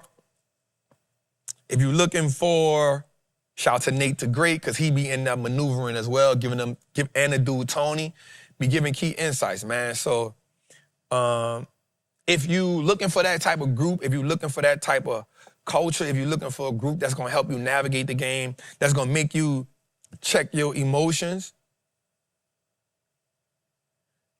that's what we doing now, right? We make you check your emotions. Rob come in, and Rob breaks some stuff down as well. I'm doing the caps for the day. And I think the goal for us in the Patreon is just to help investors and traders build out trading systems. And I think that's what they need, your trading SOPs, right? What are the things you're looking for? Like we saying, let's look at these key areas, y'all. Like we don't gotta be anticipatory. We can look at these, especially in this market. So again, every day I've been dropping those midday morning check-ins so we can see what's going on. Thank you for that, I say, man, such a great group. And so shout out to everybody that's been rocking for a long time. Y'all know, man, we make money, we go through ups and downs, and I'm one of them people where I never get quiet on my group when we going through the hardships, because I know that there's gonna be a moment where you're gonna not be with me, you're gonna go through the hardships. And so I wanna make sure that I've installed that in you so that you can navigate that. And so creating those trading SOPs for the squad, that way you can have them, that way you can always look forward to them, and you can always have something to fall back on. And so we've done great. We've created a couple millionaires in the group, 5 or 6 of them. We have a lot of people hit 6 figures, a lot of people hit 5 figures. We have taken losses. We're not afraid to say that. And I think that's the one thing I pride myself on, is letting people know, yo, I take losses as well. But the goal is we win way more than we lose. And because I can shout out to Davion, somebody that's been rocking with us for a long time. And if you knew, you could just see it in the chat, man. We got some real family in there, man. And so that's what we want to do. Can't wait till the family reunion this year again. That's going to be live. And shout out to my people in Trappers Anonymous. We started back in Trappers Anonymous with our breakdowns on Sundays. So Trappers Anonymous has been renewed. That's what I like, community, and I like family, man. So let's get into it, man. Let's get into it. We got some stuff to talk about, bro. Let's get into it. All right, word on the street. What time it is? Damn.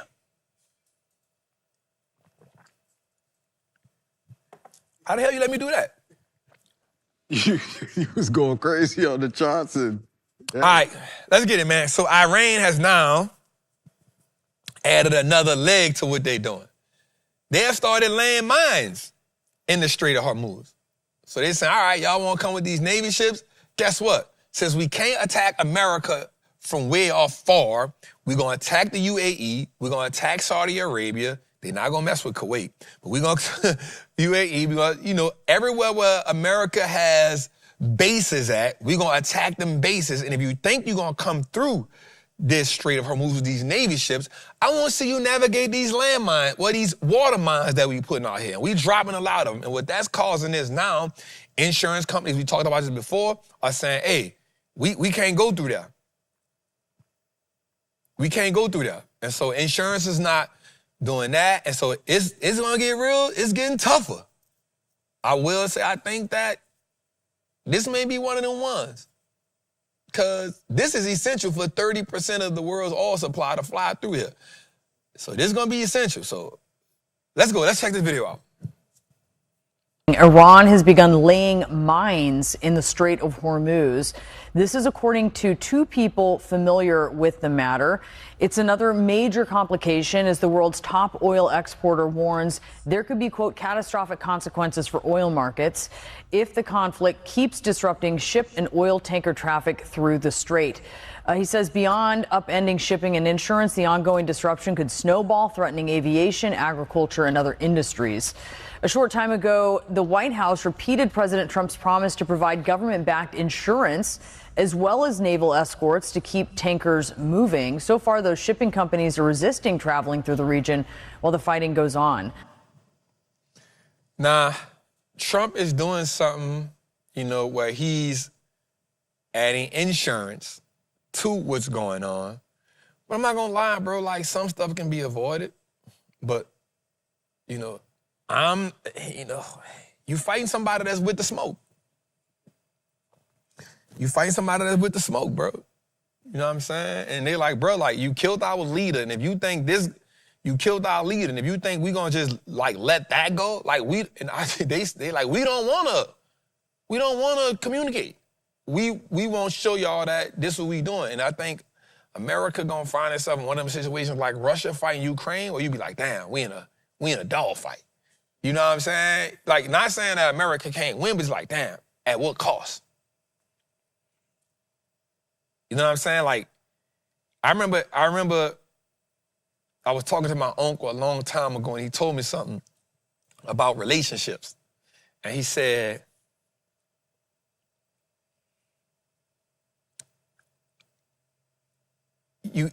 I'm paraphrasing.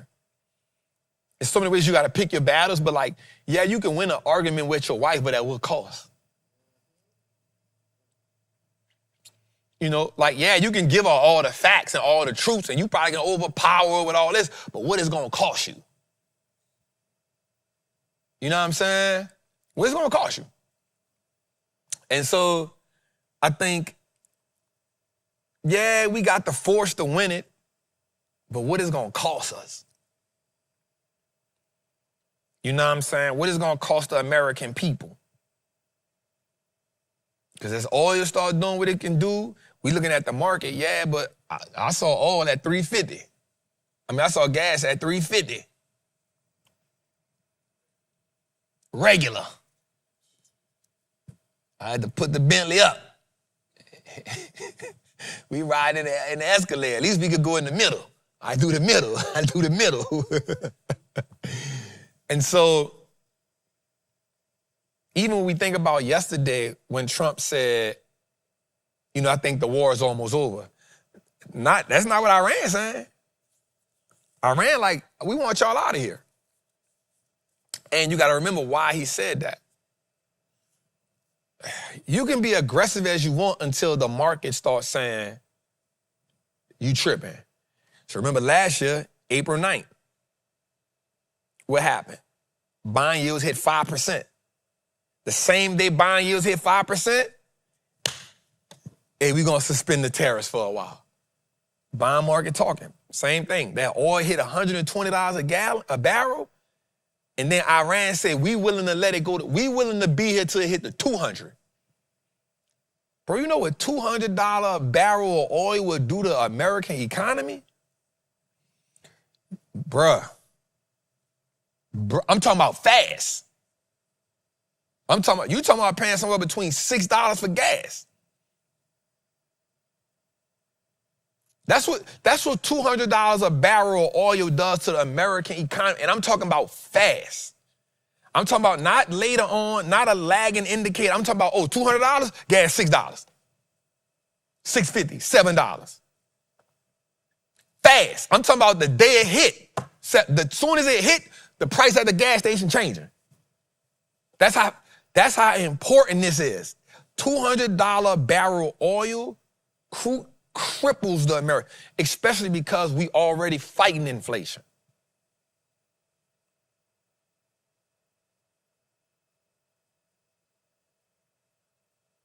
Because we already fighting inflation. And then when oil goes up, everything goes up.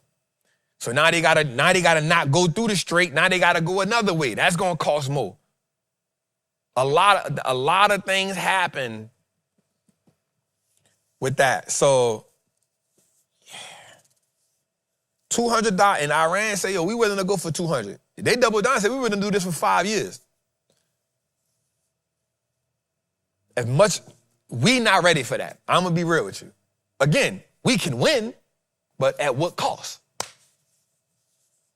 So I think we gotta keep that in mind because we already have a fragile economy. Our economy is not strong, and we ain't been strong, and if I'm being real, we ain't been strong the last year. I will say this, and it's not a Republican or a Democratic situation, the economy was stronger as Trump got in office. He inherited a stronger economy. He has weakened the economy because of the tariffs, because of all of the things that's going on.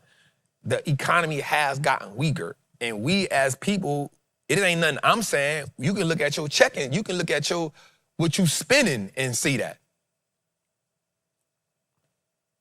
Right? This ain't what I'm saying. I'm saying just look at what you spending. Look at how far your money not going. You know what I'm saying? So this is where things got to start. Somebody said, we don't have the weapons to fight like them. Yes, America does. America has the weapon. America does. And here's what you got to realize. People keep saying like, we can't keep doing it. America will keep doing it because we gonna pay for it. That's what we keep failing to realize. We gonna pay for it. The citizens. When they go build another $1 million bomb, guess who got to pay for it? All 500 million of us. So again, we can win, but at what cost? That's the issue. Let's go a little further. 3,100 people in the chat. Let's go a little further. All right, so historically, geopolitical shocks have had a limited impact on the S&P 500. Now, here's what I've learned from that. The market has tended to go up every time after a geopolitical event. It'll have the initial shock, but then between a week, month, year, it usually rewards after the initial shock. Let's go a little further into that so we can see. So here we go. So the S&P 500 performance after global conflict since 1979. Here's the thing, when I saw this research, I said, damn, this is really, really good. I said, this is really, really good. So watch this. The Iran hostage crisis in 1979. The first week, minus 1%. The first month, 32%. 3 months, 12.3%. 12 months, 25%. USSR invades Afghanistan, 3%, 7%. 3 months later, minus 7%. 12 months later, 26%. Iraq invades Kuwait, 4%. That was the only one, but it wound up ending 12 months later, up 9%. U.S. invades Afghanistan, 1 week, 1.9%, 4.2%, 8.7%, but a year later, 1 whole year later, we was down, but that was part of also, that was that crash.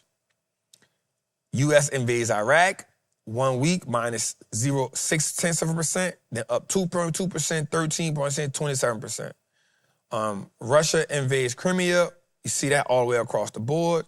Russia invades Ukraine, 2022. This was the one that really hit because we had the whole 22 negative and then the Gaza war.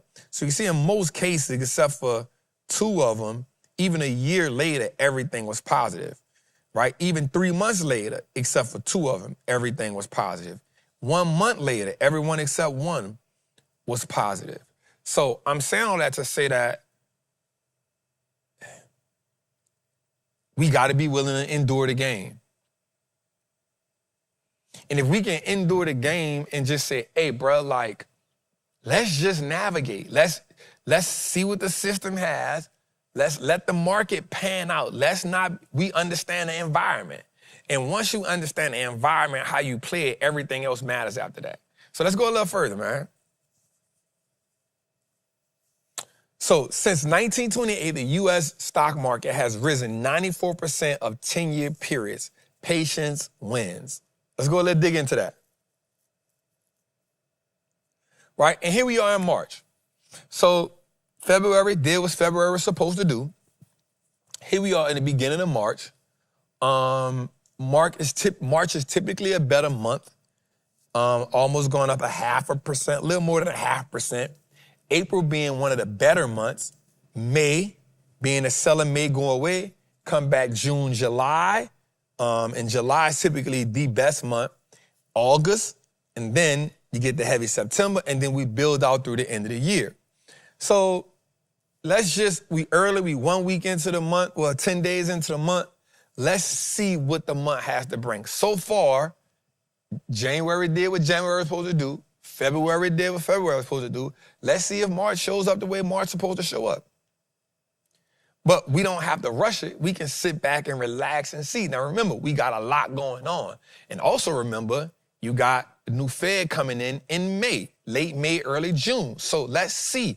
We got some things on the table that we need to just be mindful of as we play the game. And remember, you got a whole year. You don't have to try to go make $1 million in 1 month. And it's like me and Rob were talking about today. The goal now is to endure, take the A+ setups, bunts and base hits are key. So let's go a little further.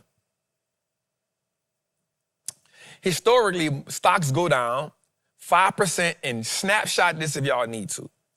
Historically, stocks go down 5% 3 times a year, 10% 1 time a year, 20% 4 times 1 time every 4 to 6 years, 30% once a decade, 40% a few times in a century. Okay, let's think about that again. 5 times. So you can see a 5% decline at least 3 times in a year. That's once a quarter, right? A 10%er, you can see that at least once a year. That happens at least once a year. Not all at once, but in totality, like over a month's time span or over a week or something like that, right? 20% every 4 to 6 years. So again, we had a 20%er in 2022. We had a 20% last year in 2025. This is why I'm saying, like, I don't think we get a 20% this year. I could be wrong, but just based on the historical data, and I've been saying this for a minute, so I always just pull up old data every time I need it to, you know what I'm saying? 30% once a decade. 40% a few times in a century. Let's go a little further. All right, so here's the times and the declines that the market has seen. You know, I know there's a lot of data, so you can screenshot this and look at it and go over it. And the goal for me is to just show you the different times that the market has declined, came back, declined, came back, reclined, came back. And, you know, we've seen it. Year to date, we've seen the market, you know, decline 17%, finish at 26%. You know, last year we saw the market decline 19% and come back and be, up 16%. We've seen it, all right? And so screenshot this, look at this, and study this to just give you some confidence in saying that, hey, bruh, the market can, but this also makes a great opportunity to build wealth. Now, let's go a little further. Bear markets are also when the next bull market is born. But what I want us to know right here, and I'm going to say this right quick, and I'm going to double down on this. I told you I'm going to ask y'all this question. Who set up their Roth IRA? Who set up their Roth IRA? And I got to bring my people in right here. At Horizon Trust. I got to bring them in because I don't want us to forget that the long-term wealth is the way to play the game. Taxes is an easy way for us to lose the wealth that we building. So why not one? This is the perfect time because I can promise you with everything that's going on right now, a lot of those 401ks that they got set up for you at your job and all that, they not performing. So who got that Roth IRA set up? Or you can give my people at Horizon Trust and get your direct, meaning this you ain't worrying about them. So set up a call with them, man, so they can help you out in this season. That's what my goal is for y'all, man. My goal is to help us build, I'm gonna be honest with you, I don't even want you trading if you don't got one of these set up. I'm gonna be real with you. How can I get more 401k to perform? Easily. Get with my people right here and let them set up a direct Roth for you. So one, you have more control of it. And two, you winning on taxes. Now again, they not no CPA, so they not trying to set your taxes up for you. They're helping you through the Roth, be like a tax shelter, and they can navigate you through that, help you through that, guide you through that. A lot of people, they hit me up and say, hey, Trap, bro, man, we appreciate you, bro, because your people been hitting us up. And again, it's a free phone call. Do we got a scan they can get? Are we putting a link in the chat? We putting a link in the chat, man. Schedule a call with them, man. Tell them Trap sent you. They gonna look out. Y'all know I don't do all that. I've been promoting them for a minute because, again, I know the owner. That's he good people. His squad is a good team, and they really understand. Somebody say, man, that 401k is definitely not hitting right now. Of course not, because it's built off instruments that they building. Instead of you getting with somebody that can help you build it out the right way, structure it the right way, and help you with taxes from the way it's structured. So I told y'all, every week I'm gonna ask y'all who got their Roth set up. And if you don't got your Roth set up, bro, you should not be trading and you should not be investing. Somebody said, yeah, Trap, I like that control instead of that random investing because you don't know what they doing. So have your Roth set up, family. Get with my people. Let them help you set that direct Roth IRA up. That way you can start playing the game from a legacy capital perspective. This is legacy right here. How is it legacy? Imagine you go make $1 million and you got to give Uncle Sam all that money.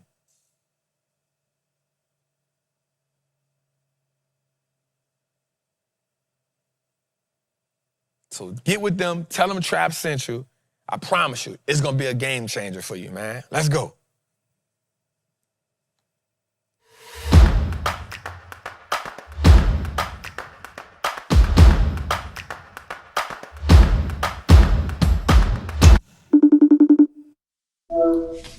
What up, Trap? Eric Harrison here. Glad to be a part of this community. It's off the chain. Helped me already. I've already been making money. But the quick question I have is this. I am, and I don't mind telling everybody, I'm 59 years old. And by being 59, you talked about the Roth IRA, right? So things are a little bit different for me because if I continue to invest in that, I think that I may be able to do some things differently with that money, right? I don't have to wait as long for my money. So I'm wondering, yes, I can keep my long-term stock plays. I can still work with my options, but what should I do differently with my Roth IRA? And I know this question is from some of your older trappers because they definitely want to know what to do with this because this could be a different move for all of us. Tax reasons, all that kind of stuff. So yeah, man, thank you again. Holla at you later and keep helping us out, bro, because we need it. Peace. Man, at 59, I pray I look that good, man. Mm-hmm. Man, at 59, I hope I look that healthy, man. Right. You know what I'm saying? Like, that man will look fragile. That man look strong. That man voice. That old man strength. At 59, what y'all do with that money? Yeah. Right? At 59, I hope like he'll put you in one of them. Right. Boy, you, my grandchild, boy. I got your mama. Making them grits and them biscuits. And them biscuits. Shout out to the OG, man. Like, smelling like cool water. Come on, man. Shout out to the OG. So, OG, so you, and I appreciate you saying that, man. I've already made money in the group. It's already paid for itself. Thank you so much for saying that. I think now, the goal now is with the Roth, because it's still, that's that tax-free bread. You about to get to that. I think now we have to also remember that because it's tax, because you have it now and it's on that tax-free side, I think the goal now is to drive income. I think that's the goal. I think the goal now is to push for income. It's how do I now take whatever you're making from the options market, how do you now use that money for income now? So because you at 59, the income is more important than the growth, if that makes sense, right? You still want to grow it, but now it's how do we get more income? So now I'm heavy dividend. I'm playing the options game, and now I'm going the dividend route. I'm not looking for massive growth. Even though I have growth, even though I still apportion it as growth as a part of it, I'm heavy on what can pay me money now. Because that's the goal at 59. The goal is passive income as much as possible. So now I'm compounding dividend players. That's what I'm doing. I'm compounding dividend players so that I'm even thugging it out to the point where I'm going monthly dividends. I'm figuring out who paying. I'm going to look at old realty. I'm going to look at them. I'm getting monthly dividends because you creating the income from your from the options. So now we being strategic with that. And now I'm saying every option play now, I still want to build that out. I'm being strategic too with the options. No, I'm building that out and I'm saying, yo, I'm taking like 25% of profit and I'm dumping it in income paying stocks. 100, I'm talking about high income yield, I'm going SPG. I'm not even going in dividend index funds. I'm going dividend companies and I'm doubling down. I'm talking about, again, every 25% I get off a play, I'm going double down. I'm going JPI, I'm going Iron Mountain, I'm going heavy dividend, and I'm just doubling down on it, OG. That's my goal. Still have a portion of it. I would even look at it from this perspective. I would go like 25% growth because you don't want to leave them growth companies out. But then I'm going 25% growth. I'm going, 20% cash so I can keep, and I'm going everything else high dividend. I'm using the options market, and that's how I'm breaking that down, OG. 100%. I'm going 25, 30% growth. The others, I'm taking 10%, 20% in cash. That should leave you about, 40%, something like that. I'm pounding the table. I'm pounding the table on that, OG. Yeah, that will be my goal with that. I will aggressively go dividend investing because that's the money that's the equivalent to you having real estate without having tenants. I would look at it from that perspective. That would be the perspective I'm looking at it from. So I appreciate you, OG. Anything, and when somebody say, tell me about the yield trap, I'm going for anything with great fundamentals with a yield of 3% or more. That's what I mean by aggressive. So I'm going with anything with good fundamentals that has a dividend yield of 3% or more. Remember when you're going for Trap, why you don't like dividend ETFs? I love dividend ETFs, but at 59, I could care less about a dividend ETF because I'm going straight to the source. That's going to pay me monthly. At 59, the way you play the game, every level, the way you approach the game is different. Yeah, so that would be my goal, OG. I would go heavy REITs, and I would even look at a company like Costco. Here's why, and hear me out. It's because they pay a big dividend, and Costco is known for paying special dividends. So what Costco will do is they'll get a surplus of money, and they'll drop you a $10 dividend for every share you got, right? So I'm not saying, I've been with them, I've been owning them I've been owning them since 2021. They dropped 2020, they dropped the special dividend for the pandemic. They done dropped the special dividend 2 times since the pandemic. $10 a pop. You know what I'm saying? So I know they kind of pricey, but because of the fact that they known for paying them special dividends, just when they got surplus cash, they drop them. Here goes special dividend. You like, damn, I got 200 shares, 100 shares, but I had it at a cheaper price. But that's what I would do, OG. That's what I would do. I would look at companies like, what's this company? I think the ticker symbol CARE. Let me see. Really good company, CARE. No, that ain't it. Damn. It's a senior citizens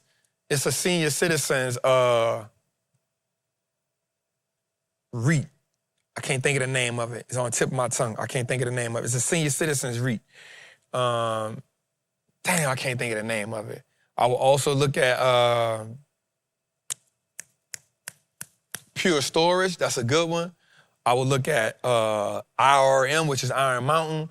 I would look at, I'm not mad at Old Realty. They don't have the best fundamentals, but they pay that monthly dividend. I would look at company like that. That's good. So Maine, M-A-I-N-E, that's good. Another one, Cold, C-O-L-D. I would look at some of those as, that would be really good. That would be really good. So I hope I helped y'all with that, OG. Thank you for being a part of the group. Yep, that's it.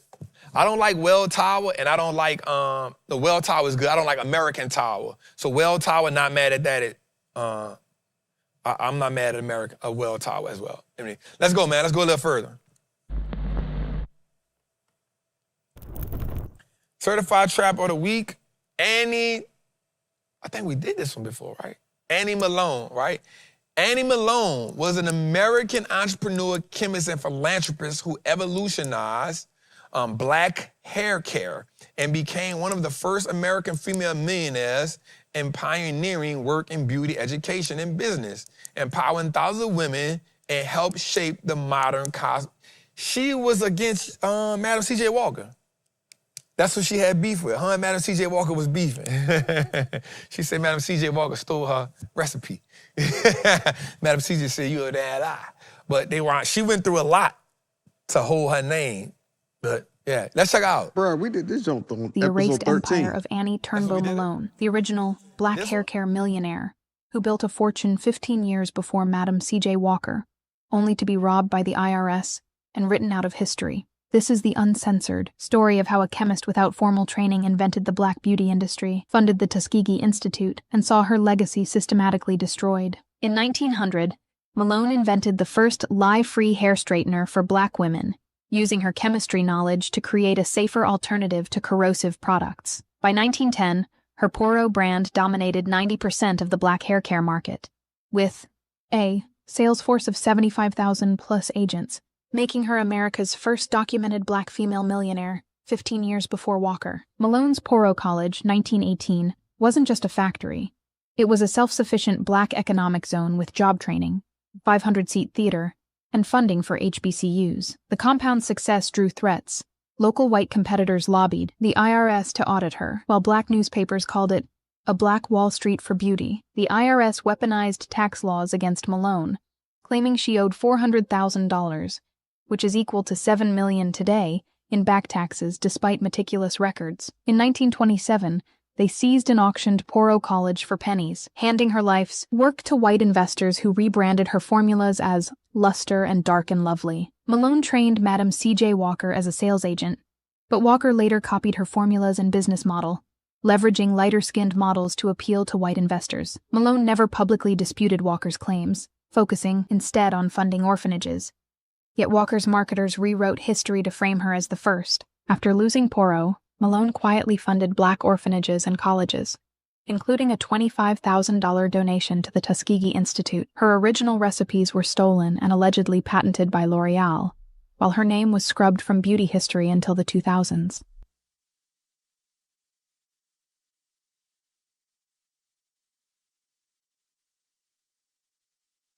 I remember reading about her, and I remember, because we hear about Madam C.J. Walker, but the history books say that she did it first. The history books say that she did it first, bro. They say that she was the first millionaire, bro. The history books say that, bro. But my thing is, why would the history books erase her and not Madam C.J. Walker? It's branding. Guess I don't know. That's interesting. And it looked like she ain't want, she wasn't fighting it. She said she didn't push back. She just was like, bro, I'ma just keep working. Yeah. And she was so good, they hit her with even with her books in order. You owe us $400,000. How? My book's in order. Colonizers. Let's go a little further, man. So, and this is why we do Certified Trap of the Week, is because we get to pull back the layers on entrepreneurs and people that we don't really get to, know about. And people don't know her story, bro. Like, she was a savage. You know one of the things I'm gonna get into, Jose? One of the reasons why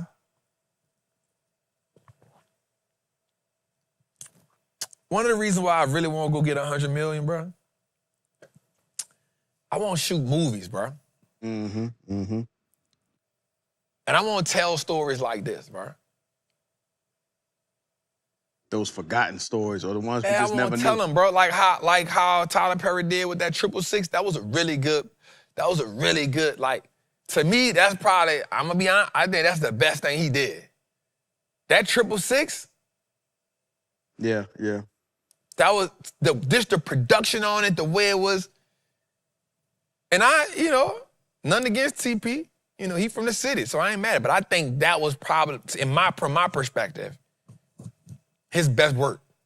It was so, you know what I'm saying? Definitely impactful. It was so executed flawlessly, bro. Let's go a little further, man. Hey man, how you doing? This is CB. I just Walmart, WMT. I just want to know what's a good support to buy the stock at, and a good resistance to sell the stock at. I bought it at 120. I just want to know if that's a good support line, and when should I get out? I guess the question would be, are you trading it or are you owning it? I think that would be a better question. I mean, the goal, if you owning it, the goal wouldn't be to get out of it. You say you bought it at 120. So I can see the reason why you got in at 120. If that's the reason why you got in it at 120, I can see it hitting that a couple of times. They found a floor at 120 actually. It found the floor at 120. So if you got in at 120, you actually got in at a great support level, because it had, depending on where you got it at, I could even stretch it out. If you got it at 120, that was a really good area, because that area goes all the way back to January. So that was a really good area. Dang, that would have been a sweet trade too. If you traded it, if you got in at 115, because it bounced off, it came from 120, hit that all-time high, bounced down to 115, rolled on side the 20-day moving average, and shot all the way up to 134. That was sweet. Getting it at 120 was really good, depending on where you got in it at. I think you can ride it, because right now it's at 125. It's at 125 right now. So I guess my goal would be, are you trading it or are you buying, holding it for the long term? I guess if you wanted to own it, all-time highs at 134, I wouldn't get off of it. I mean, Walmart gonna rock out. They the number one retailer. But if you're trying to trade it, I think you'll run into some resistance at 126, and I think you'll for sure run into some resistance at 128. So up in that area is where you'll find resistance at. If you wanted to sell it, I mean, you in good position right now. It's at 125, if I'm not mistaken. It's at 120. Yeah, it's at 125 right now. I will hold it for the long term. I wouldn't be willing to sell it, if I'm being honest with you. Somebody said, you don't need 100 million to shoot movies. Come on, man. You don't know what I want to do. Right? You don't know what I want to do. How you going to tell me what I don't need to do? I didn't say I want to shoot one movie. You don't know what I want to do. You know what I'm saying? And then I ain't say that's the only reason I want it. I say I wanted to get it to do movies. I want to do movies. And I don't want to, the thing about movies what people don't know is, I don't want Netflix or Prime to have to give me money for my movie or have say so about my movie. Self-funded. I won't do it like Tyler Perry did. Tyler Perry did all his movies. He shot them on his own, and then he went to them with it. So, but yeah, I wouldn't sell it, my dog. I ain't gonna lie to you, King. I wouldn't be. Again, I think you need to give me a little more context if you was gonna trade it. If it's a trade, it's a different story.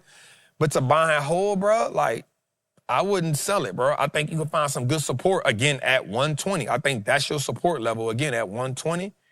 But yeah, I wouldn't sell it, big dog. I'll hold it, bro. I think I'll be trying to add much as possible. I think 120 is good because that's where your 50-day moving average is at. And that's where the support was. Support 50-day moving average is 121. Support on it is at about 120.98. So I think you're good, OG. I wouldn't sell it. I wouldn't sell it, bro. I wouldn't sell it. Yeah, man. You know what I'm saying? I don't want it to be I got the hookup quality. Nothing against P. You know what I'm saying? I want to go top tier. I want to go high content, high quality. You know what I'm saying? Hey, I want to own it. I want good move. I want at least B-list actors with a one or two A-minuses. A-minus. Yeah. Yeah, that 100 million, you're gonna need that. Like With A-minus? they're gonna be like, hey, bro. Couple B-listers in there. Me in there. Yeah. A-minus gonna want minimum 5. Get 2. Negotiation key. Oh shit, man. We building a series out, bro. And I did some homework because I want to do a series. And I was looking at Yellowstone. It was costing them $4 million per episode, per season. That's like wait, per episode? No, per episode. Okay. Per episode. It was costing them $4 million per episode. It was costing them anywhere between 30 to 50 million per season. Now, I'm not saying I gotta go that level, but I mean, I want people to see that and be like, oh, this is a good series. So it might cost me $1 million. You know what I'm saying? Might cost me $1 million do an 8-series show. 8 shows, 9 shows. 9 shows a season. Might cost me $1 million a show. You know what I'm saying? Let's go, man. Let's go a little further. All right, so the new low price leader, we just were talking about them, right?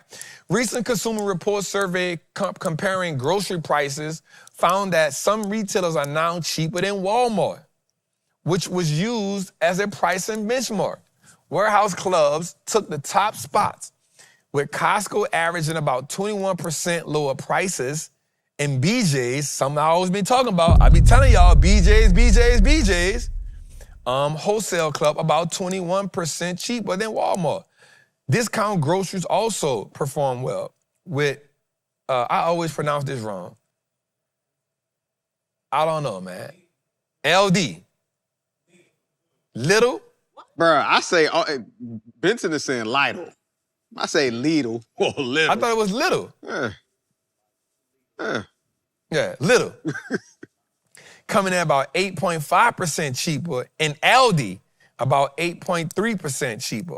While Walmart remains one of the more affordable options overall, several retailers were found to be more expensive, including Target and various regional chains. The survey ranked Whole Foods as the most expensive, of course they are, with average prices nearly 40% higher than Walmart. Here's why. Walmart got so many stores now, they done already bought you in on the idea they're the low price leader. They don't do that. They don't advertise that no more. Not at all. Ain't no commercial. They don't advertise rollback prices and all that no more like they used to. They ain't none of that. Come to Walmart. They got you. Ain't none of that no more. You actually might spend Target prices. You feel me? Ain't no more. I remember it used to be like, man, Walmart cheaper. Not no more. They don't care about that no more. Guess what? We 10 miles from our average consumer. I don't got to do... You could do pickup. They gonna deliver. Come on. Like, I'm talking about within the hour. They compete with Amazon now. Yeah, I'm talking about within the hour. Leave the bags right there at the door. We don't care about being a low price leader no more. We already got y'all baked in. We saw y'all on a low price leader for 30 years. We don't got to do that no more. Y'all coming regardless. That's it. You going to the little green Walmart or you coming to the blue Walmart? Don't matter. The green Walmart be packed. I ain't never been in that joint. The green be packed. The green one be packed. Yeah. All right, let's go a little further. See? Mm-hmm. See? 100 milli. Come on. Byron Allen buys in a $25 million slice of stars. Byron Allen is making another strategic move in media. The Allen Media Group founder just acquired a 10.7% stake in Stars, investing $25 million for nearly 1.8 million shares through his firm Allen Family Capital. The investment comes less than a year after Stars split from Lionsgate and as the company pushes deeper into streaming. See, this is what I'm talking about. Let me see something right quick.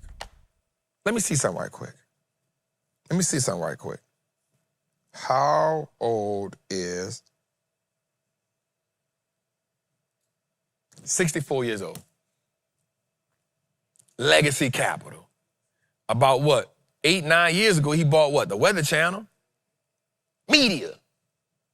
Don't tell me why I don't need 100 million. Don't tell me why I don't need it. You ain't thinking big enough. Imagine your boy got some shares in, Howard Media Group. Mm-hmm. Damn, that's a play, bro. This is the legacy game I be talking about, man. Shout out to that king, man. I don't care what nobody talking about, bro. I don't care what nobody talking about, bro. Somebody say, Trap, bring YouTube series back.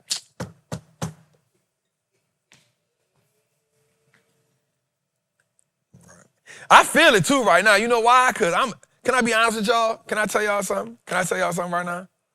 This Freedom Center kicking my ass. Bernard back there just now? This Freedom Center kicking my ass, y'all. You know why, bruh? Because I want so much done. Mm-hmm. And you gotta remember, hey, pace yourself, my nigga. It's a legacy play. It's a legacy play. You don't gotta do it all at once. Bro, I be ready to empty the bank account, bro. Every day I probably fight with myself. And I probably think about Bernard saying, if we do that, we're gonna be in the red, bro. I mean, we can do it, but... I mean, we good right now, but if you do that, I don't know how long we're gonna make it.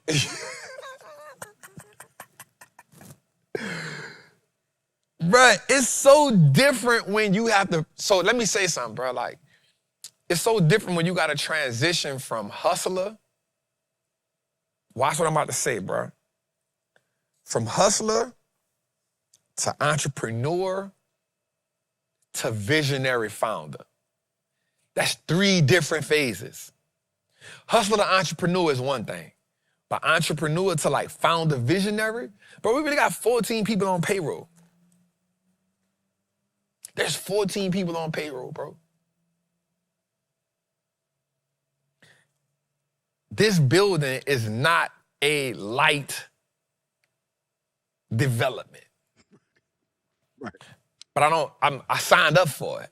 So I'm with it, bro. And so I just be looking at it like, bro, like, I just want to do this. I see it.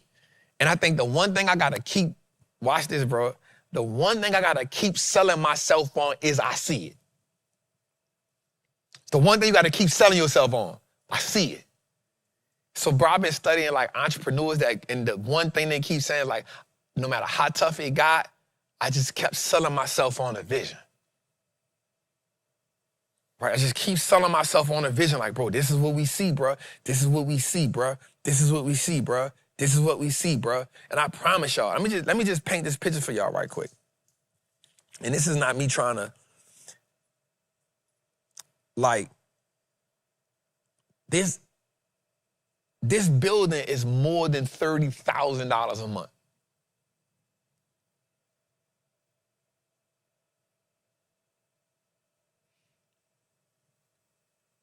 Nobody ain't missed a paycheck on a payroll. George keep requesting days off. Why you doing like that?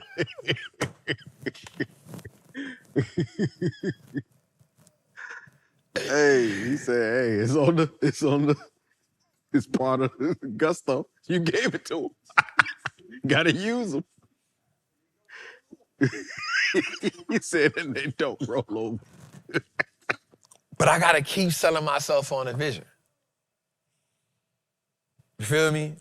And I keep telling myself, like, yo, this is what it takes. Like, you don't always have it figured out. You figure it out as you go.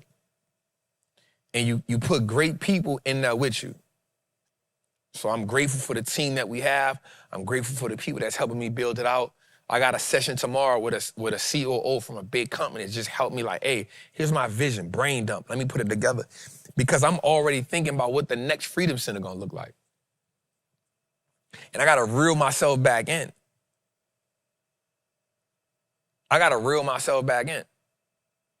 You know, I got a great chief of staff with my girl, Miss April. I call her my shooter. Like, she be, you know, and then we also want to get into the experience. When people come here, how do we want them to feel? You know, so I go to study in the Ritz-Carlton, you know, and what are they doing to make people feel a certain way? How do I want people to look? And when you come in here, when somebody do an event at the building, you know what I'm saying? Like, it's just, we got PTO. That's what he taking. He ain't just taking off. He's taking his PTO, all of it. That's why I can't say shit to him. Because Bernard done manipulated me into giving all them damn PTO hours. I'm like, niggas only need Christmas and New Year's off. That's it. Christmas and their birthday. That's it. Fuck. Christmas and their birthday. That's all they need. Oh, yeah. President's Day. What is that? Flag Day. Juneteenth. Man, we fight for freedom. What you talking about? But anyway, yeah, man. So it's just, somebody said give my cousin Joe some grace. That did get grace. But yeah, I just want you to understand though, like when I see stuff like Byron Allen and I'm looking at myself and I'm like, bro, I'm 43. You know what I'm saying? Like, this is my first commercial building.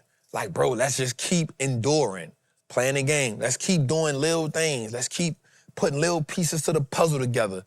You know, it comes together. And so when I see stuff like that with Byron Allen, it inspires me.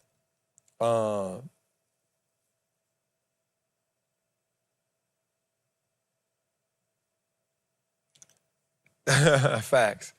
But yeah, man. So I'm glad to see stuff like this. I would love to have a meeting with that man. Byron, I would love to have a meet with him. I'm gonna manifest that. Somebody I know him, and I'm gonna have a meeting with him. John Hope Bryan, that's my OG. I gotta sit down and talk to him as well. So yeah, man, let's go a little further, man. I liked this. I liked that. YouTube tops Disney. All right, the mouse just got outstreamed. YouTube is now the world's largest media company, outpacing Disney for the first time. Estimates put YouTube's 2025 revenue above $62 billion, surpassing Disney's media business and generating $60.9 billion. I don't know how to say that. Also estimated, YouTube is now worth $556 billion. Netflix is its closest competitor. It's worth $409 billion. Imagine that. Imagine that. Shout out to our girl, Issa Rae, because she got started from YouTube. Now look at her.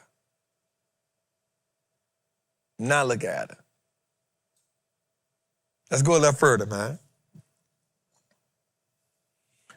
So this was interesting when I read this. So Trump went on a bond shopping spree. So Trump purchased over $1 million in Netflix and Warner Brothers bonds throughout its bidding conflict with Paramount. On December 5th, 2025, Netflix announces a merger with Warner Brothers. Trump responds by telling reporters that Netflix concentration of market power could be a problem. December 12th through December 16th, President Trump bought more than $1 million in bonds off both Netflix and Warner Brothers. January 2nd through 20th, President Trump buys more than 600 bonds of Netflix. President Trump's assets are in a trust managed by his children, and there are no conflicts of interest. So he made money on that deal. Let's go a little deeper.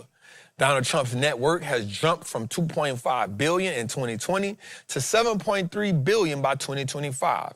192% increase driven largely by his rapid expansion into digital assets. His meme coins, Trump and Melina, generated about $100 million in trading fees within weeks, while his stablecoin and other crypto ventures added another $235 million. Trump Media and Technology Group, around $2 billion, also bolstered his portfolio despite reporting losses. Traditional holdings remain substantial, $1.3 billion in golf clubs and resorts, $1.2 billion in real estate, and $2.4 billion in liquid assets, including crypto. Critics have raised concerns about his continued business activity while in office, particularly in sectors affected by federal regulation. Legacy. Are you not entertained? Legacy.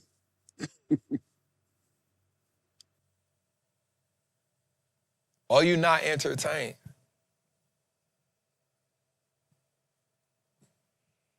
Can't elect a businessman into president and expect him not to do business. Legacy capital.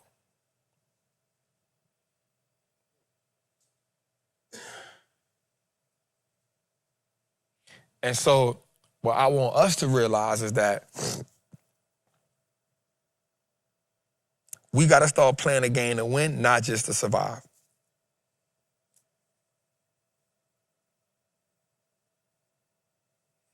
Y'all know my favorite saying. Even a rigged game is fun to play. So we do our civic duty by making our vote. Somebody said that's straight illegal. Tell me what in America ain't illegal. We got to start playing the game, y'all. But we do it with a different set of morale and integrity. And we just learn the rules of the game. We learn how to navigate it. Let's go a little further, man. What up, Jose? What's up, Jose? Patreon, how y'all coming? As SB in the Patreon. Trap, my question is, what's one thing you took from therapy that you still apply to this day? And another question is, can you bring the wealth track back to Trappin Tuesdays, man? You used to put me on to them songs, man. Them cold lyrics. You gotta bring that back, Trap. Salute. Appreciate y'all. We trap. So I think the first thing, shout out to my guy, man. He always got something that made me think. So I think he said, what do I have from therapy that I use today?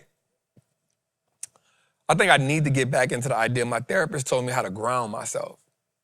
And she was telling me how to like put my hands across my chest and like say positive affirmations to myself and like touch my shoulders like that and it'll ground me. So I think I want to get back into that. And I did used to love the world track. I ain't gonna lie. But the problem was how hard it was to, once we went through like 100, it was like, it started getting really hard on me trying to find different stuff. You know what I'm saying? Like, also, the show already 3 hours. Man, we had Flush It or Flip It. We had all the tracks. Man, we had Flush It or Flip It. We had the Well track. We had Break It Down a Brick. Break It Down a Brick. We had to cut the show. And they were trying to get me to do an hour show. I was like, bro, Right. an hour? Man, I'm still talking crap. So it's going to be hard to bring that back, man. Yeah, so if that was one thing, that was my therapist told me about that. It was just, you know, how to start just grounding myself, like crossing my hands, crossing my chest like that, and like saying positive affirmations and touching, like doing the tapping. And I remember my dog Ace Hood was telling me about this tapping, but my therapist hit me with that, and that was good. When I said use AI to find the lyrics, we did, but after 100 songs, they just kept giving us the same, like, bro, we know all these already, so yeah.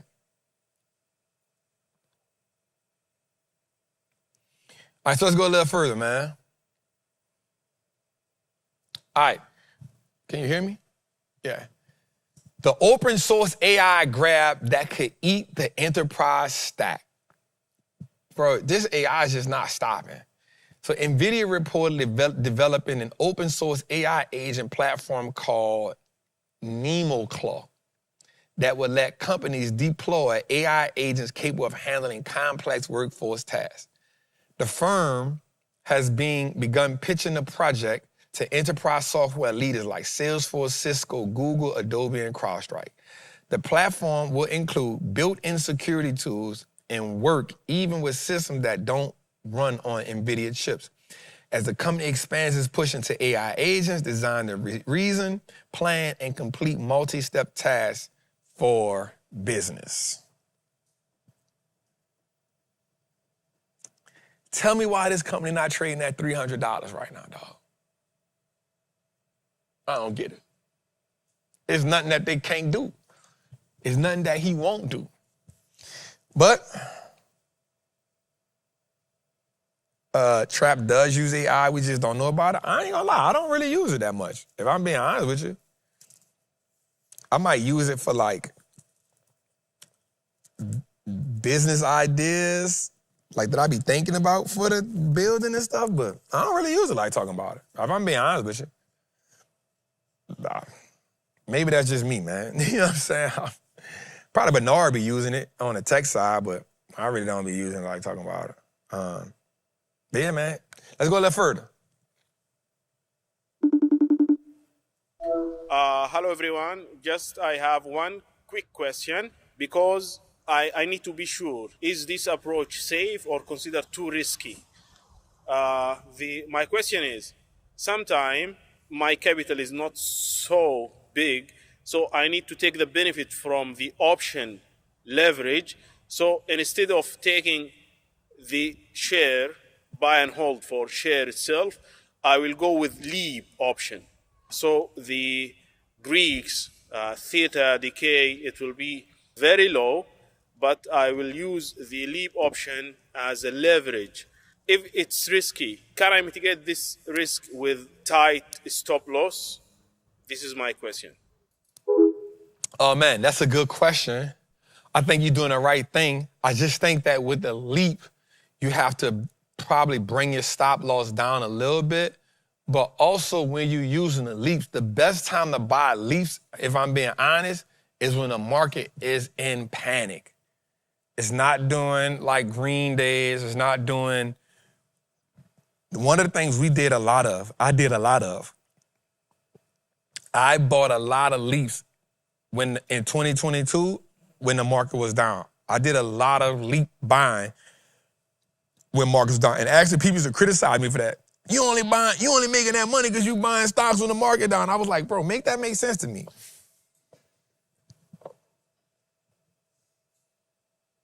I was like, what? Yeah, you only making a lot of money because you buying leaps when the market is down. I was like, when I'm supposed to buy? You ain't making no money on the red days. I am. That's when I get in the position. What are you talking about? Like, I used to always get people telling me that. But it just made me realize that people just find ways to shoot you. But that's what I think, bro. I think you have the right strategy. I think you're doing the right thing. I think you should just focus on buying the leaps when we are in deep red, like on those 2-3% day pullbacks. That's when you buy the leaps. And I know it's hard to see the market like that, but the idea is that's when the market is the most fearful. That's when the market is the most fearful.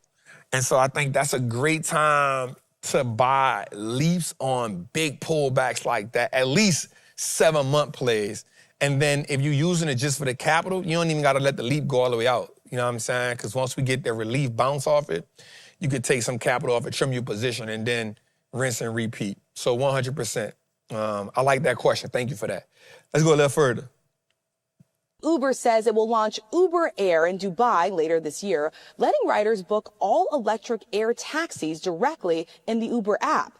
The Uber taxi, flown by a certified commercial pilot, will seat 4 passengers and take off vertically with 6 propellers, flying up to 200 miles per hour. The aircraft is now in the final stages of FAA certification. You gonna take the Uber helicopter? So let me say this. No. Absolutely not. So I'm not saying this to be bougie. When I took the helicopter from from Milan to Lake Como, I never want to get another helicopter again. Huh? I'm just not a fan of that, bro. Like, I'm okay. I'm okay. Like, one, it's small, and it's just a lot going on. I don't never gotta, maybe, your girl wanna take a helicopter ride to go see the city lights or something. You suck it up for that. Like, all right. But I do a boat ride. I'm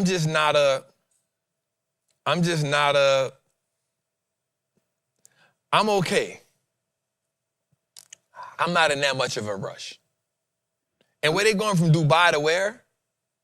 I don't even know where it was going. I was stuck on, the dude don't even look like he in there with them. It was like he wanted to. You know what's about to happen next? They got Waymo, they gonna have Airmo. Yep. Yep. Yep. Bernard, we need to get down. We need to trademark that. They coming with that. Airmo. They coming with that. Man, who bought that? Yep, right there. 17 million. That's what I want for it. 17 million. But you know they come with it. They coming with it. Airmo. You drive I bad enough to trust a human being in the air. Why the hell am I gonna trust a helicopter in the air? And then the bad part about a helicopter is, bro, like, you can't, in my mind, the propeller's up top. So how do you even, like, jump out of it if something ain't right? You gonna get caught in a thing. I don't like it. Cam said, you jump sideways, not up. He said it in that voice, too. I'm cool, Cam. I'm cool, Cam. Like, I'm straight, dog. Yeah, your propeller, man, I'm not doing it. Yeah, I'm straight. I'm straight, bro. I'm straight on that. I think man sometimes push too far. And here's the crazy part. People gonna do it. Yeah, I'm good on that. Yeah, I can't even fathom the idea. But again, when I got in that helicopter to Lake Como, I was like, damn, like, I really don't like this. I was getting nauseous. I was like, bro, I don't like this. It's loud. It ain't really loud because you got them things on, but it's just like, it's stuffy. It's stuffy, bro. And it was a good helicopter. I was just like, get me off here, dog. Then I move all that water. I'm like, dang. See, a plane, for the most part, you've seen them with the engine stall, and they glide. A helicopter, the engine stall, you a rock. I can't. Yeah, I'm straight. That ain't my life, man. My life is, I saw something on TV the other day on Instagram a while back. They had this thing, and I was like, yo, why they don't do this? It was the plane, and it was about to crash. The thing come out at the bottom, like a big pad or something. Oh, yeah. Mm-hmm. Like, we got all these things. Why we don't have stuff like to protect planes from crashing? They was looking at having on some of them, because it's a lot of weight, with their own parachute joint. Come on. Multiple. Come on. But again, it's so heavy, like it's like physics. Anyway. You know what I'm saying? What a great show tonight, man. Great show tonight, man. We thank y'all for just locking in with us this week. Trap wouldn't do a hair balloon. I did an air balloon. Me and Nat did an air balloon, 2022? Where we was at, man? Where the hell we was at? Dubai. I don't like them things either. We did the air balloon. 2025, 2022. We did the air balloon. It was cool. They just make you get up early in the morning. You gotta get up at like 5 o'clock in the morning. Cause you gotta get it before the sun come up. Yeah. And, it wasn't nothing, it wasn't like, damn, air balloon. It was just like, all right. Like, I ain't scared of heights, but I got a healthy respect. I don't know. Yeah. Well, the air balloons, though, because they got the fire. You can hear it. It's like, you up there once you up there. I mean, I never look at it like that, because I come from a generation where Final Destination ruined us all. Yeah, can't even drive behind a log truck. I would dare drive behind an 18-wheeler now. So, anyway, man, hey, great show tonight, man. 3 hours in. We appreciate y'all. We love y'all. Remember, get your tickets for Make Your First Trade. It's next week. Get your tickets. If you have your tickets, your VIP, or general admission, or if you're online, listen, the workbooks are coming this week. We doing some final touches, and we putting some numbers on the pages. We putting some numbers on the pages, y'all. So definitely get that, man. Come join the Patreon, man. I think this is a great opportunity. Again, if you join the Masters of the Triple Beam or the Execution Lab, you get 7 days free. So you can just see, hey, let me see how this group going. Let me see what it's about up in there. You saw the people in the chat. They say they made money in the group. You saw some of the OGs come on at 59. Lord knows I wish I could look like that at 59. Say he made some money. We making some money. We are swing traders. So we talk about a lot, we do a lot, but we try to be as specific and as on point as we can with the trades we're doing in this market right now, really honing in on our entries. I got my guy Rob coming in the building, so Rob gonna be locking in. Rob also is teaching at Make Your First Trade event. If you join this week in the Patreon at the top tier or the top 2 tiers, you gotta join the top tier, you actually will get the charting class that we doing Saturday. So we think that we're gonna be doing, that's probably like a 2-hour class, just walking you through charting. We do those once a month in that tier. For $99, you can't beat that. You get a charting class a month, you get a trade audit a month, meaning any trade you got in, we audit that trade for you. Like, hey, here's what I would've did better. There's nothing like that out right now. I'm pretty sure somebody gonna do it. I'm not even saying they following me. It's just a great idea. And somebody's like, bro, that's a great idea. I can add it to my group. Not mad at it at all. But we doing that, the trade audit, and then we just do a Q&A. So if you get in the top tier, you get 3 classes with me that's coming out. And if you in the Master of the Triple Beam, you get that 1 class. So definitely come do that. Again, we don't day trade, we swing trade. So most of our trades are going out for weeks or months. That's what we looking at. Right now, we just focusing on preserving capital. I don't want to give nobody the wrong idea. Like, Trap, I need a trade every day. We not doing that. If we make a trade or 2 a week, like, we try to let those trades play out for us the best way we can, because more trades don't mean more money. Quality of the trade is what means more money. And that's what we try to focus on right now. So come join the Patreon. Also, we got Trappers Anonymous. If you just want to focus on fundamental investing, meaning no trade and trap, I just want to learn the fundamentals. We got a book club. We do a class every Sunday called Live from the Kitchen. So check that out. And last but not least, man, get your merch. Well, not the Garden Money, but get your merch, get your Garden Money hat. We got more hats, George. We got the Garden Money hats. Get your hats, get your hats, get your hat, get your hat. Yep, somebody say a trade audit and a Q&A. Oh, that's a fact. We just want to give quality. Quality, quality, quality. I think most people focus on more trades. For us, it's trade structure. We can audit a trade that you putting in. We can answer your questions so you can get better at it. But get your merch, get your merch. The Wall Street looks like us now merch. KT Tactical, don't fight me. We don't have no larges right now. We gonna get some more larges in what you need for the hoodies. We got larges in crew necks. We got larges in some other t-shirts. So check that out. So anyway, it's your boy, the Wall Street Trappin, man. My dog Gutter, I see you, brother. I appreciate y'all. I love y'all. I'll catch y'all same time, same place next week. It's your boy, the Wall Street Trapper. Salute.